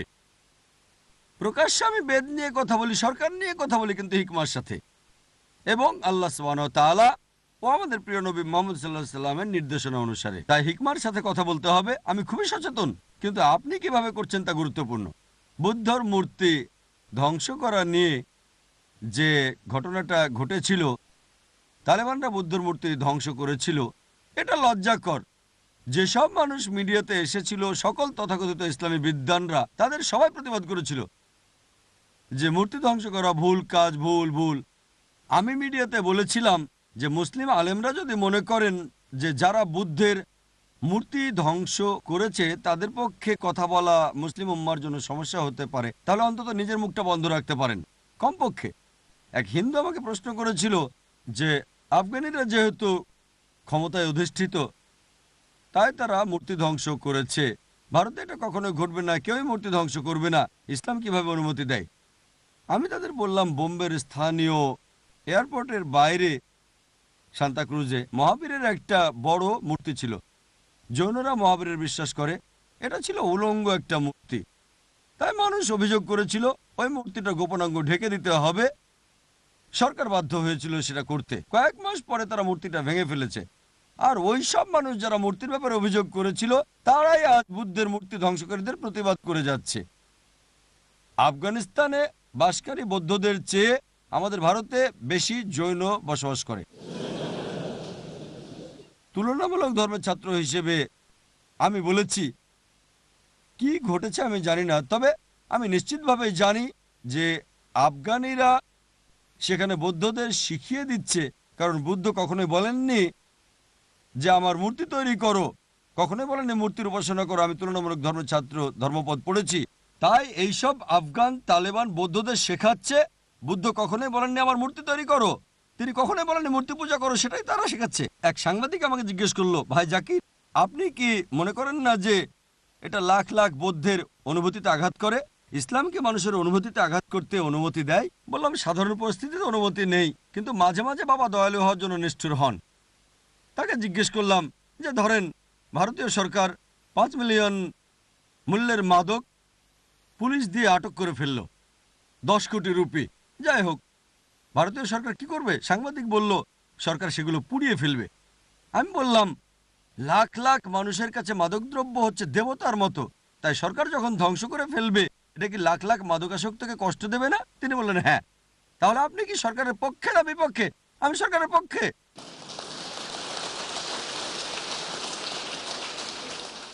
আমি ভারতীয় সরকারের পক্ষে, কারণ লাখ লাখ মাদকাসক্ত কষ্ট পাওয়ার পরেও ভারতীয় সরকার, তারা জানে যে এটা অনেক ক্ষতিকারক, তাদের স্বাস্থ্যের ক্ষতি করবে। আর আখিরাতের বিষয়ে মুসলিমরা জানে, ইনশাআল্লাহ আরও জানে যে এটা বৌদ্ধদের জন্য উপকারী।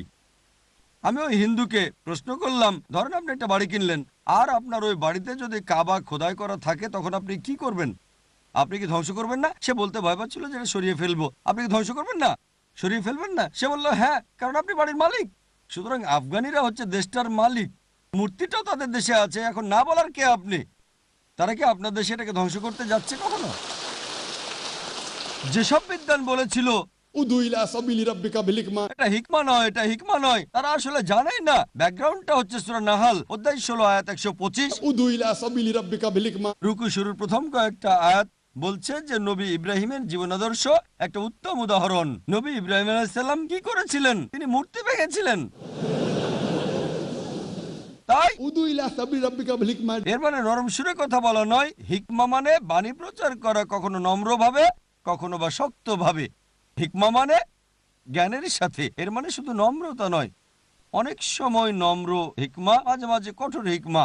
আর মুহাম্মদ সাল্লাল্লাহু আলাইহি ওয়াসাল্লামের দিকে তাকালে, তিনি যখন ক্ষমতা পেলেন, মক্কায় ফিরে এসে কাবার সব মূর্তিকে ধ্বংস করলেন আর কোরআনের এই আয়াত পড়লেন, ওয়াকুল জাল হক ওয়া যাকাল বাতিল, ইন ইন্নাল বাতিলা কানা যাউকা। যখন সত্য আসে মিথ্যা দূরীভূত হয়, কারণ মিথ্যা তার প্রকৃতিগত কারণে দূরীভূত হবেই। দেখেন, আমাদের ক্ষমতা না থাকলে, ধরেন ভারতে এটা করতে কোনো সমস্যা নেই, এটা ফরজ না, এটা ফরজ না। যখন ক্ষমতা ছিল তারা মুস্তাহাব কাজটা করেছিল, আপনার সমস্যা কি? উত্তর দেওয়ার ক্ষেত্রে সরকারের উদাহরণ দিয়ে উত্তর দেওয়ার পদ্ধতি জানতে হবে। যখন উত্তর দেন, যখন আপনি কথা বলেন, দুর্ভাগ্যবশত আমাদের অনেক মুসলিম আবেগের বশে এমন কিছু বলে ফেলে যা আমাদের সমস্যায় ফেলে দেয়। তাই যদি উদাহরণ দিয়ে হিকমার সাথে কথা বলেন, আমি যেমন ভারতের উদাহরণ দিলাম, সন্ত্রাসী ও মুক্তিযোদ্ধা আমেরিকা ও ব্রিটিশ, আমরা কোথায়? তারা উভয় সমস্যায় আছে। ইতিহাস দেখেন, বেঞ্জামিন ফ্রাঙ্কলিন সন্ত্রাসী, জর্জ ওয়াশিংটন সন্ত্রাসী। তাই আমরা যখন উদাহরণ দিই, এটা দৃষ্টিকে প্রসারিত করে। এটা যদি সরকারের না হয়, অন্তত ব্রিটিশদের। দেখেন, অমুসলিমরা বোকা নয়, পশ্চিমারা বোকা নয়। সরকারের যে নীতি থাকুক না কেন, সোচ্চার হন, কিন্তু হিকমার সাথে কথা বলেন, যাতে আমরা বিশ্বে শান্তির কথা পৌঁছাতে পারি। আশা করি উত্তরটা পেয়েছেন।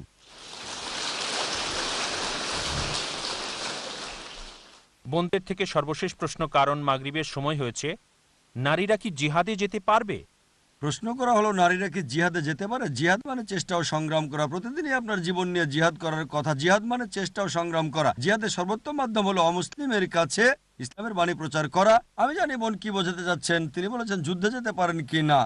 জিহাদের ময়দানে সহিহ বুখারীতে একটা হাদিস আছে, খণ্ড নম্বর 4, হাদিস নম্বর 2784। আমাদের প্রিয় নবীর স্ত্রী আয়েশা রাদিয়াল্লাহু আনহা যখন নবীজিকে জিজ্ঞেস করলেন, আমরা কি জিহাদে অংশ নিতে পারি? নবী বললেন, তোমার জন্য সর্বোত্তম জিহাদ হচ্ছে হজ পালন করা। তিনি তার স্ত্রীকে বললেন, তোমার জন্য সর্বোত্তম জিহাদ হচ্ছে হজ পালন করা। পরিস্থিতির বিচারে নারীরা চাইলে সেবা যত্ন করতে পারে, রোগ পরিচর্যা করতে পারে, পানি সরবরাহ করতে পারে। সহিহ বুখারীতে একটা অধ্যায় আছে, নারীরা যুদ্ধে অংশ নিয়েছিল, পানি সরবরাহ, প্রাথমিক চিকিৎসা ইত্যাদি করে যেতে পারে, তবে পরিস্থিতির বিচারে। কিন্তু নবী একবার তার স্ত্রীকে বলেছিলেন, তোমার জন্য সর্বোত্তম জিহাদ হচ্ছে হজ করা। তাই পরিস্থিতির বিচারে। কিন্তু উত্তম জিহাদ হচ্ছে নিজের কুপ্রবৃত্তির বিরুদ্ধে জিহাদ, সমাজের উন্নতির জন্য জিহাদ, যা প্রত্যেক মুসলিমের উচিত, হোক সে পুরুষ বা নারী, নিরবচ্ছিন্নভাবে সকলেরই কাজ করে যাওয়া উচিত। আশা করি উত্তরটা পেয়েছেন। ওয়া আখিরি দাওয়ানা আলহামদুলিল্লাহি রাব্বিল আলামিন।